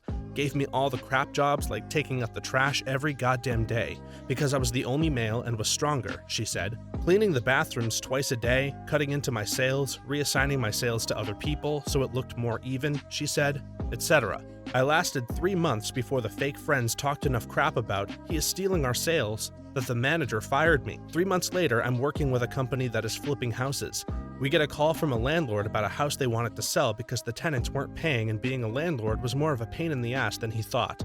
When we get there, guess who was the tenant? Yeah, the bish manager that fired me.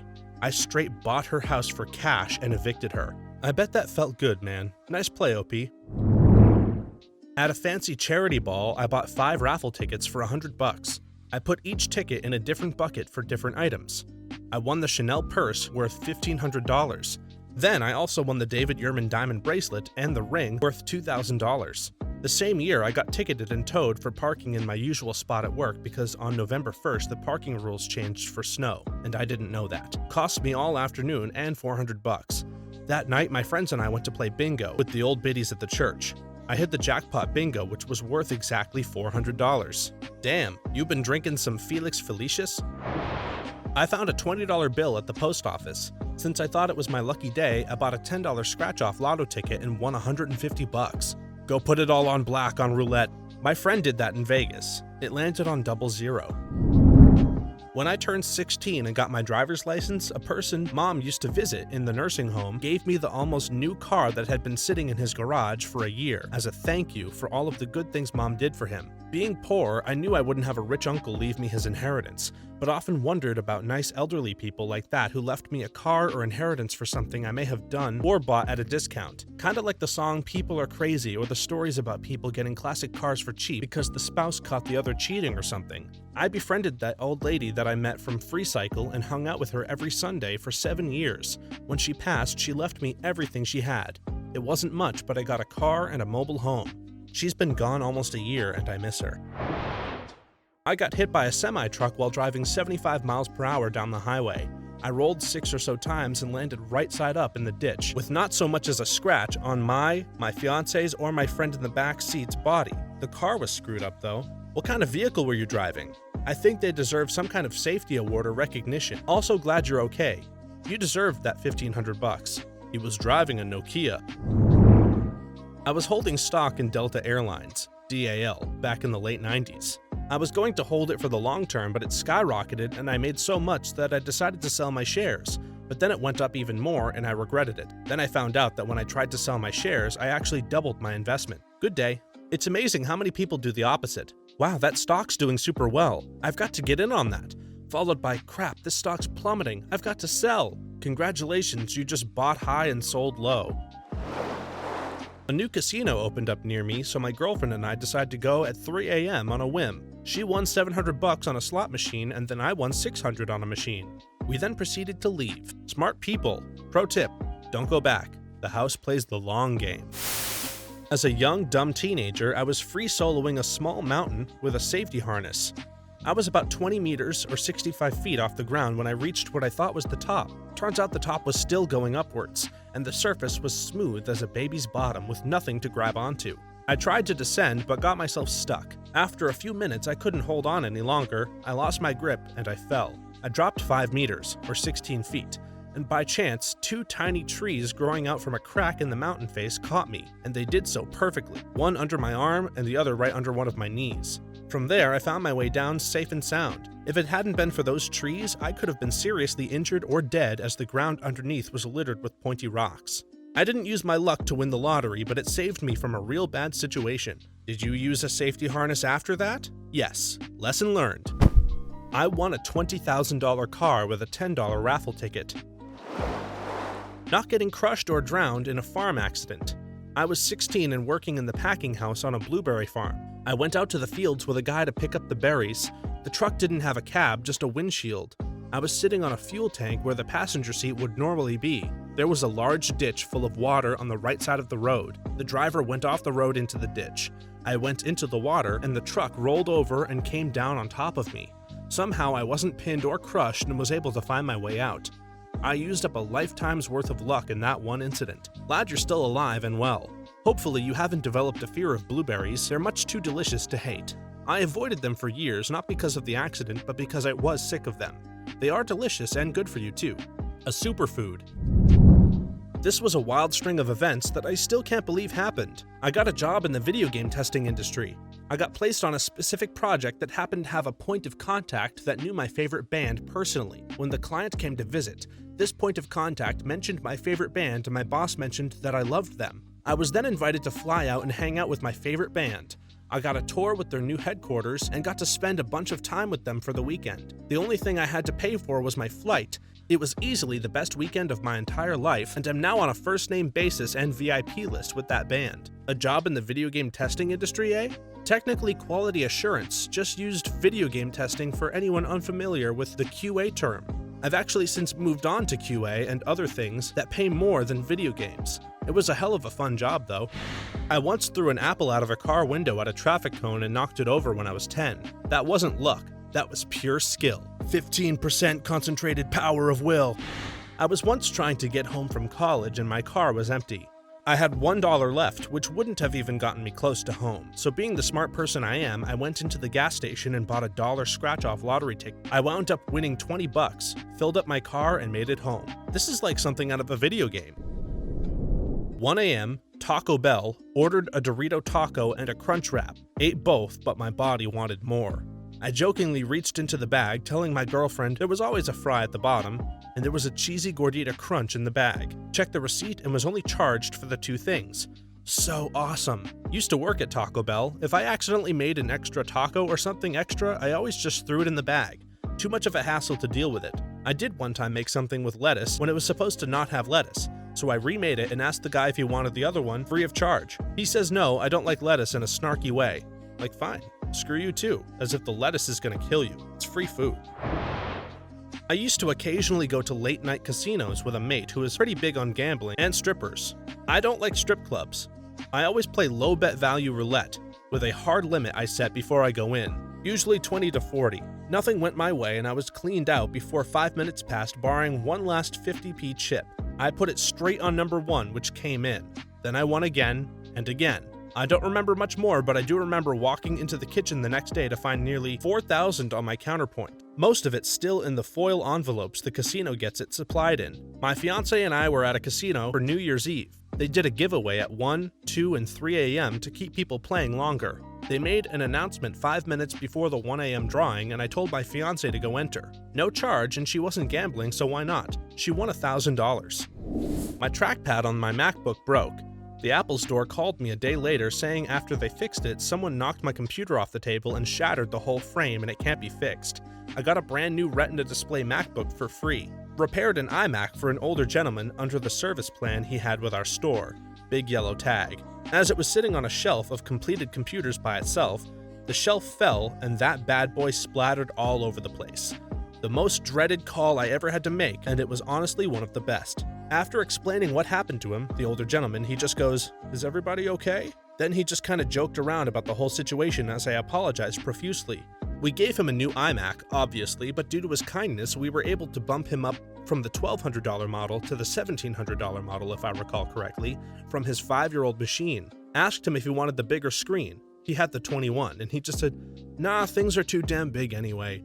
So we just went with the upgraded 21. This is why I don't get why people act so mean to other people. It doesn't make sense.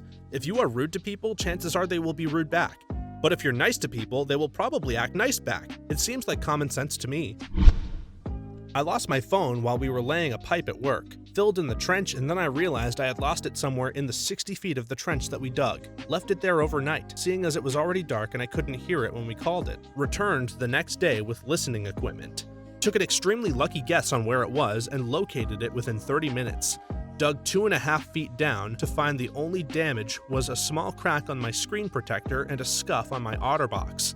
Everyone, including me, had written it off as never to be recovered. 2 hours of my time when I figured it would take me a week to find it. When I was 12, I was walking through the woods and got hit in the face with an arrow by someone who wasn't paying attention to where he was firing. While this may not be lucky in itself, it hit the hinge of my jawbone. Half an inch in any direction would have been much more fatal. An inch up would have gone into my brain, and an inch down, my throat. I consider myself lucky because I walked through the woods and was never mistaken for a deer by a bow hunter. It was a range tip, so it wasn't even like he was hunting. Fell on the ice, traumatic brain injury, died 3 times. They told my wife I wasn't going to make it. Coma for 3 days, still not dead. The second best was when my wife agreed to marry me 30 plus years ago. Got hit by a speeding car when crossing a road. Cracked the windscreen, did a flip and landed on the pavement nearby. Paramedics were worried I'd broken my neck. Several hours and x-rays later, I walked out with nothing but minor bruising on my back. Different angle and I could have easily died. When I was 5 or 6, my grandpa took me to the horse track a lot. One time, he let me pick the 3 horses that I thought would win, first, second, and third. Needless to say, he won a trifecta. I don't remember the amount that he won, but I remember him lifting me up and kissing my cheeks over and over. I miss him every day. Your gramps must have been so happy. I wouldn't be happy for the money. I mean, I would be, but I'd be thinking my grandson is the next coming of Christ. Yeah, although I am a girl, but the same sentiment. Of course, the next time we tried, I failed miserably. It makes for a cute story, and it will be a fond memory of mine for as long as I live. Never owned a stock before. On gut instinct, I bought 186 shares of Apple in 1998. How are you doing now? My mother gave me a very nice necklace. One morning, I went to scratch my neck and I didn't feel it. I guess I didn't put the latch on properly and it fell off, so I got super bummed out because it was really nice. A few hours later, I found it in my shoe. It fell down my shirt, down my pants with a belt, and into my left shoe, which had been tightly laced. I work in a jewelry store and had a salesman pulling out loose diamonds for me to look at. One popped out of the paper and fell over my side of the counter. Looked around for hours and somehow could not find it. Got home that night and was taking off my shoes when the stone fell out of the pant cuff at the bottom of my slacks. Called up the salesman and told him. We had a very relieving laugh over it. I was around 8 and was at a community center to see a play. After the play, they were hosting a raffle, so I got my grandparents to buy me a few tickets. Now the weird part, I won every prize, every single one of them. I had only a handful of tickets and there were 100+ people in the room participating. I ended up giving some of them back to the raffle people because it wouldn't be fair for me to get all of them. And can you imagine a young girl and her grandparents having to carry all of those prizes out? It's unrealistic. Prizes were a giant stuffed bear, wine, bath stuff, more wine, more bath stuff, some chocolates, etc. I used that trick where you roll up the ticket in your hand before dropping your ticket in the drawing box, making it more grabbable, you know? I won 3 of the prizes at my kid's school. It was kind of funny the second time they called my name. By the third time, the whole room just groaned. I never felt so hated by a bunch of strangers. So you roll it like a toilet paper roll and then unroll it and fold it once? I found a $165 voucher in a slot machine in Atlantic City the morning I was leaving. Turned that into $2,500 on a roulette table while waiting for my friends. Came out of the university and didn't have a job.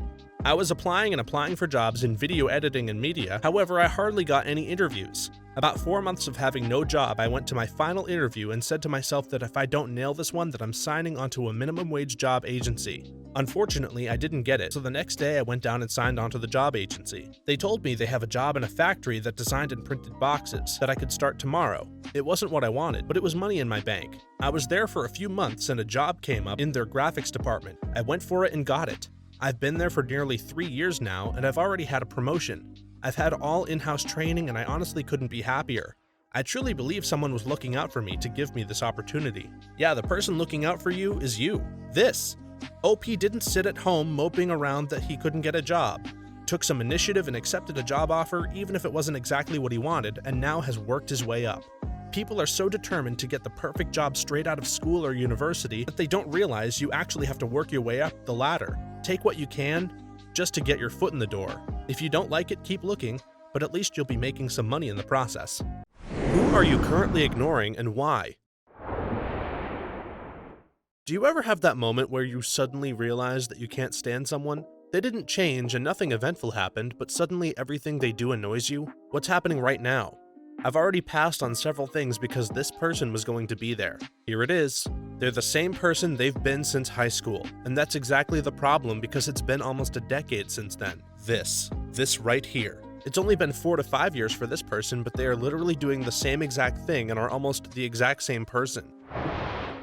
Right now, at this very minute, I am ignoring the hell out of a customer who is being a total jerk because he brought me what he thinks is a dead battery, and is bitching because I won't hand over a new one without going through the diagnostic tests that are required for me to get a replacement battery from my manufacturer. I am typing this, and he is standing at my counter, staring at me, and I do not care. 1 minute, sir, let me check something in the reports. Gets on Reddit. Guys, check out this asshole at my work. I literally do this daily, although much easier to pull off since I am not face-to-face but rather on the phone or sending emails. A guy I sold a used car to. I was asking for $1,000 and letting him pay $800. I had it checked out the day before I sold it to him and they found no problems. Supposedly, the engine blew a month later and he is now harassing me to give him some of his money back. As is, no warranty, dude, leave me alone. It's a $1,000 car that ran when he bought it. That's like buying a $5 thrift store toaster and bitching when a circuit blows a month later. And you paid $4 for it. I have this client whom I made an animation for, and halfway through they decided they can only pay me half, so I stopped working on it. They need it today and are blowing up my phone, and I'm just gonna let it go. I don't need the money, and it's clear these guys don't respect me. Don't screw your contracts. Just send the half-done animation in. Half the pay, half the work. So that the client can harass another poor soul into building onto OP's work? Nah. Full price equals full thing, half price equals no thing. My brother. He is a drug addict who only calls me when he needs money. He couldn't even bother to tell me our mother had 2 weeks to live. I'd have flown out in a heartbeat.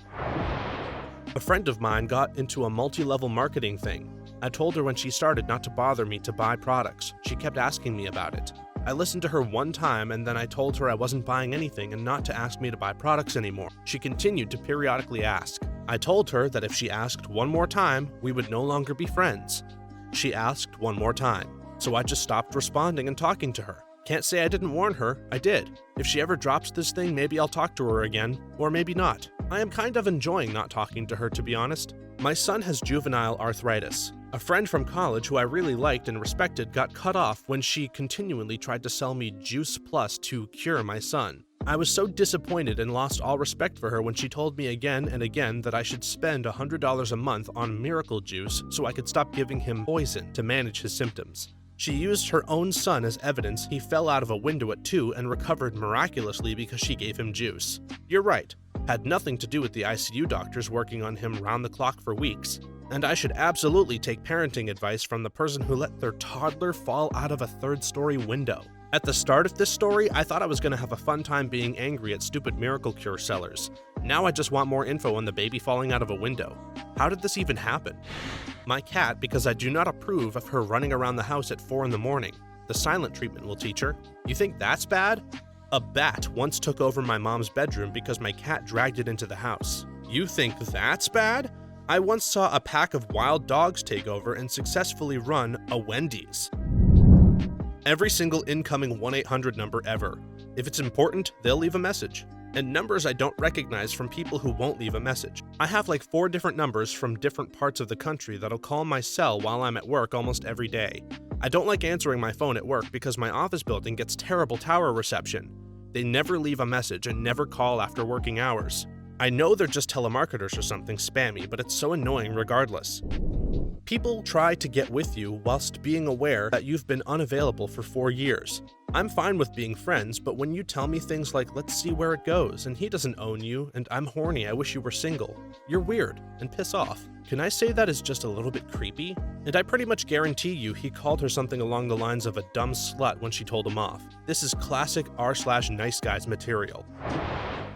My studying, because I'm a procrastinating little bish.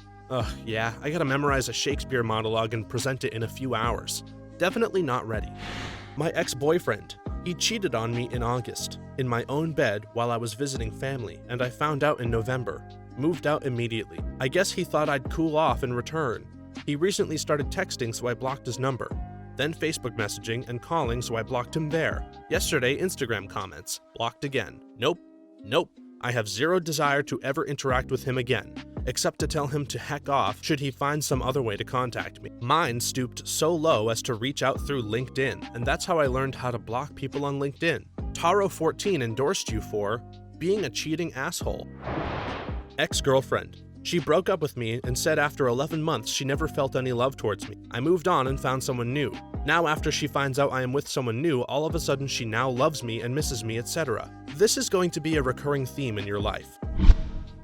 You don't know them. They go to another school. They live in Canada, you wouldn't know them. My friend. We'll call her Maggie. Maggie is boy crazy. Big time boy crazy. She had a thing with a boy a few months back that lasted, no exaggeration, about 3 weeks. When said boy broke things off, she lost her crap. She texted me, "Brian just wants to be friends." When I replied, "Sorry," frowny face, she informed me that I was the worst friend in existence. Exact words. She's called me that multiple times. She subtweeted about me a few days ago on an argument I was absolutely right about, still holding that grudge. Every time I wear an outfit she doesn't like, she informs me that I'm dressed like a douchebag. There was one day she said I looked like a douche 3 times within the hour. She's a toxic friend that I don't want to talk to anymore. I would not call her a friend. This girl on the train home from work. She gave me her number a few months ago and I messaged her saying thanks and I'm flattered, but that I was married. Recently she's been messaging me, "The more you ignore me, the more I want you." I've since moved train cars. I'm guessing folks who ride the train regularly probably have places they sit by habit, and that's what this means. When I first read your comment, I couldn't shake the image that there was some kind of Snowpiercer situation going on where you were literally on the same train months later and for the foreseeable future. My urge to urinate, because I can hold it for 5 more minutes, damn it. Aren't you on the toilet? I mean, you're on Reddit, so 50% chance, right? Spent years trying to get closer to my sister. After basically not knowing each other for years, just as I was thinking our relationship was doing well, she got mad at me and cussed me over the phone. Eventually, after a month of waiting for an apology, I called her to mend the gap. Her words were, "This time we've spent not talking, I haven't felt like anything was missing from my life." Ah, well, damn. Guess I've been investing my time and energy in the wrong place then. At least you tried. You don't have to be friends with someone because they are related to you. It doesn't reflect on the person you are either. Thanks. And I know that's the truth of it. I've lived in parts of the US without family for a long time. I'm probably just a couple of deceased relatives away from taking off again. The girl who I was interested in, we both had mutual feelings for each other and had been intimate with each other. She had a year plus some to move things along with us, in addition to my attempts to do so, but she never did. Then I met a girl I really liked and she really liked me for me, and we're dating now. Now that I have a good relationship, she wants to be more serious with me. Don't feel bad in the slightest. She had plenty of time. Dozens of books and novels in my reading list. I'm browsing Reddit instead. A friend ordered some custom paintings, insisted on paying in advance, and I said no because I don't have a guaranteed deadline. She insisted, so I took the money, and now all of a sudden I have a deadline. And she keeps sending me angry messages and demanding a refund, and it has destroyed our friendship. After I get her the paintings, I am done. She can kiss the fattest part of my ass. I am also an artist. I hate deadlines. They're too hard to predict. I love deadlines. I like the whooshing sound they make as they fly by. This girl I've been talking to for a little over a month, been Snapchatting and talking on the phone and trying to find time for a date. She has 3 kids, so that's sometimes difficult, but last weekend I invited her over for dinner and even offered to pay for her kids' babysitter for the night. She said it sounded like a great idea and then went silent when Friday rolled around. So basically she curved me. Probably just wanted to chat and flirt while doing whatever she wants in between. Just wanted attention is my guess. Never understood why people continue to play those games in their mid-20s to 30s. You do know that paying for a babysitter puts a lot of pressure on just a first date. 90% of people would curve or run. I would absolutely agree if she hadn't already seemed really into me and how often we'd been talking. She kept talking about how badly she wanted to go out for a night, but didn't want to leave her kids with their dad and was having trouble finding someone to watch them. Talking for like a month and a half every day, and she had to cancel twice. So this was basically my way of saying, I'll cover the babysitter so you're free and have nothing to worry about, to see if she actually wanted to date or was just playing games. Turns out it was the latter. A foreclosure on a rental property 2,200 miles away. The renters absolutely trashed the place. The repairs will total up to about $10K plus, and it's just not worth trying to fix up for new renters. Housing prices are in the toilet in that area because of constant new construction, and the lender denied us a short sale. Just curious, I don't mean to offend or anything. Wouldn't foreclosure hurt credit score or other things like that? It will, but at this point, I'm out of options. My credit is already shot as the renters decided to not pay rent for a few months. Not much help is offered out there if it isn't your primary home. My roommate. Guy's been my best friend since we were kids. We've told each other crap we'd never tell anyone else.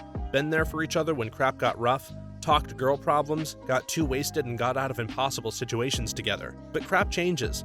Life gets stressful, time gets thin, people change. I changed. He has grown bitter. He hadn't talked much for about a year living together. I figured it was just that we were so busy getting our lives in order. The other day he let me know how he feels about me. He's been holding in so much hate for me. Took me by complete surprise. To go from best buds to enemies. Sorry to hear that, man. Can you elaborate?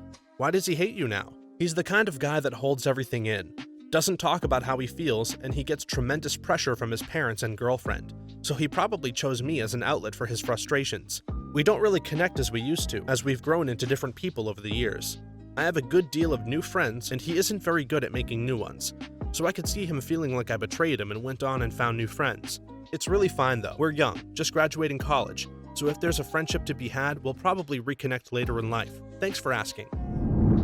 My best friend. I love her to pieces, I really do. It's just emotionally draining for me to constantly put on an excited face every time we talk or chat. I'm not bored of you if you're not being bubbly all the time, and when I'm finally trying my best to act the way you want to see me, stop pointing out the fakeness. I swear it's draining. Introverts with extrovert friends. My new dating interest. Friday's 4th date with her was my last. She just isn't interested in anything. She hasn't done anything or been anywhere interesting. She hasn't read a newspaper in a decade, and she doesn't hold up her end of the conversation. She sucks the air out of the room. I'm done. Gotta love those one-word responses and no follow-up questions. If she isn't curious about you, she probably just in it for the free food and drinks. Is this a pretty common thing, dating for free food and drinks? This bitch at work who has worked hard to badmouth me to management and talk trash behind my back, not realizing it was all getting back to me. I confronted my manager and finally got all the advancement that I've been inexplicably denied for years. Also, no, I got one of the highest raises recently because we compared numbers. Yay for progress! Everyone should talk openly at work about pay and raises. She was the top bish, but now all her cronies are gone. Some quit, one fired, one out on medical leave, and one demoted. And she's realizing she now only has one ally left. I know it really irritates her that I'm doing all of this stuff now, even though she's all nice to my face. She can't help running her damn mouth, because what she said behind my back has gotten back to me. I'm enjoying watching her burn, but I'm pretending not to notice. Ooh, I've got one of those. Except mine was promoted last week, about 2 months after going on a tirade in our boss's office for over an hour about how much she can't stand me, including some very personal petty things. When I later confronted my boss to let him know I heard everything, he encouraged us to talk it out. We sat down the next day, and instead of apologizing, she, get this, told me I was rude for listening to a private conversation. I could hear everything she said from my desk in the office next door. Yeah, I'm the rude-ass bitch. About a year ago, I did business with a fellow and it went very well. I thanked him for the work he did for me and never got a response. Despite this, I recommended him to many people for the quality of his work and his speed. After several months, I hired him again. From a technical perspective, he did a good job, but was so off-model I was disappointed. I didn't note this to him, as frankly I had more pressing problems in my life. And I understand things don't always go as planned. A bit after that, I contacted him again about making a purchase, but he blew me off. I got the impression he thought I was too small time to afford what I wanted. Today I found out that someone offered him a large amount of cash for his work. The fellow that made the offer is so shifty that complete strangers contacted the guy I know to tell him not to trust this would-be employer. He didn't listen, and the guy that hired him defrauded him of his money and ran off with what he was buying. Now the guy's whining for sympathy and telling everyone what a great guy he is, and hinting to me that maybe I should send some business his way because he's been bamboozled. If my money wasn't good enough for him before, then I'm sure it's not good enough for him now. 3 of my 6 roommates. We had to figure out our housing for senior year this weekend, and it didn't go well for me. I thought I was going to live with 3 of my best friends, but 2 of them ended up wanting to live with one of my other roommates instead of me. And the worst part is that my best friend, who's in that group, didn't speak up for me or insist on living with me at all. So I got replaced in my group of 4, 48 hours before the housing application deadline. I got shafted by 3 of my best friends, and my housing situation next year is gonna blow. I'm gonna be further from campus in a more expensive apartment. I'm living with a decent friend who luckily hadn't figured out his situation as of yesterday, but it's really not ideal. But I realized that it's likely because I'm the only one who is expendable. The 4 guys in that group are inseparable and codependent. I'm the only one who socializes with anybody outside of our current apartment. I can't wait to be done with college. Someone who left the company on bad terms. I knew she had issues working with people, but wasn't aware until months after she left that so many people disliked her. There were several red flags with her, like jokingly talking about stalking me, but I tried to ignore them. She'd flip out if I didn't respond quickly to her texts or emails. We're just acquaintances, and none of my friends or family expect such constant contact. She also sent me a number of emails with very inappropriate photos. I have not been responding lately. Maybe she'll get the hint one day. This kid that keeps asking for my homework even though I get nothing in return. I used to cheat off a kid in science class all the time, and he never got anything out of it. Flash forward like a decade, we hadn't talked in a few years, but run into each other randomly. He was looking for a place to stay, and I had a spare room. Wasn't really looking for a roommate, but he was in a bit of an awkward situation at his own current place, and I had plenty of room to spare. He moved in, lived with me for about 2 years, and he's become a close friend. I'm not saying his letting me cheat off of him was the reason I let him move in. I probably would have anyways, since he was always a nice dude. But I didn't forget it either. Karma, man. Sometimes it comes back to you. Technically, my girlfriend. We haven't spoken in over a month. I believe I have just given up on the whole thing, especially since with our given issues, she didn't try to fix them or see me once despite how much she says she cares. There were arguments in the past that I had mentioned to her, and I needed her to be stronger and talk stuff out and solve stuff. But that's not happening, coupled with 2 good days with her, followed by 4 bad days with her, hasn't been easy. It's just extremely stressful. I'm at a point in my life before I hit 30 that I need to settle down and fix my life and get crap in order so I can still have a future. She lives 15 minutes from me, called 1 time, hasn't texted in over 3 weeks. Didn't come by on my birthday to see me or try to. The next day was Valentine's Day and didn't even contact me. I'm tired of being the one that has to fix these issues. But with my fear of never having to be dumped by someone along with her conditions, I have found it difficult to pull the trigger. I do care about her, but right now this isn't working. As my dad always said, it shouldn't have to be this hard. I was really looking for my girlfriend to come to me to discuss this, not continue life just as normal and wait for me to fix this, which in turn is just getting swept under the rug again. For the night she was at her drummer's house until 3 a.m. after the bar when she told me she went home. It's just been hell and I have a lot on my mind and I'm avoiding it because I can't handle the stress and anxiety that comes with it. No offense, mate, but it really doesn't sound like she's your girlfriend anymore. If she is, she's not by anyone's standards a good girlfriend. Do yourself a favor, text or leave a voicemail breaking up with her and just move on. Thanks for watching until the end. If you have a similar story to these that you want to share with us, please leave it in the comments below. If you enjoyed this video, please leave us a like and subscribe. For more videos like this one right now, please stop by our channel. Thanks again, and see you next time.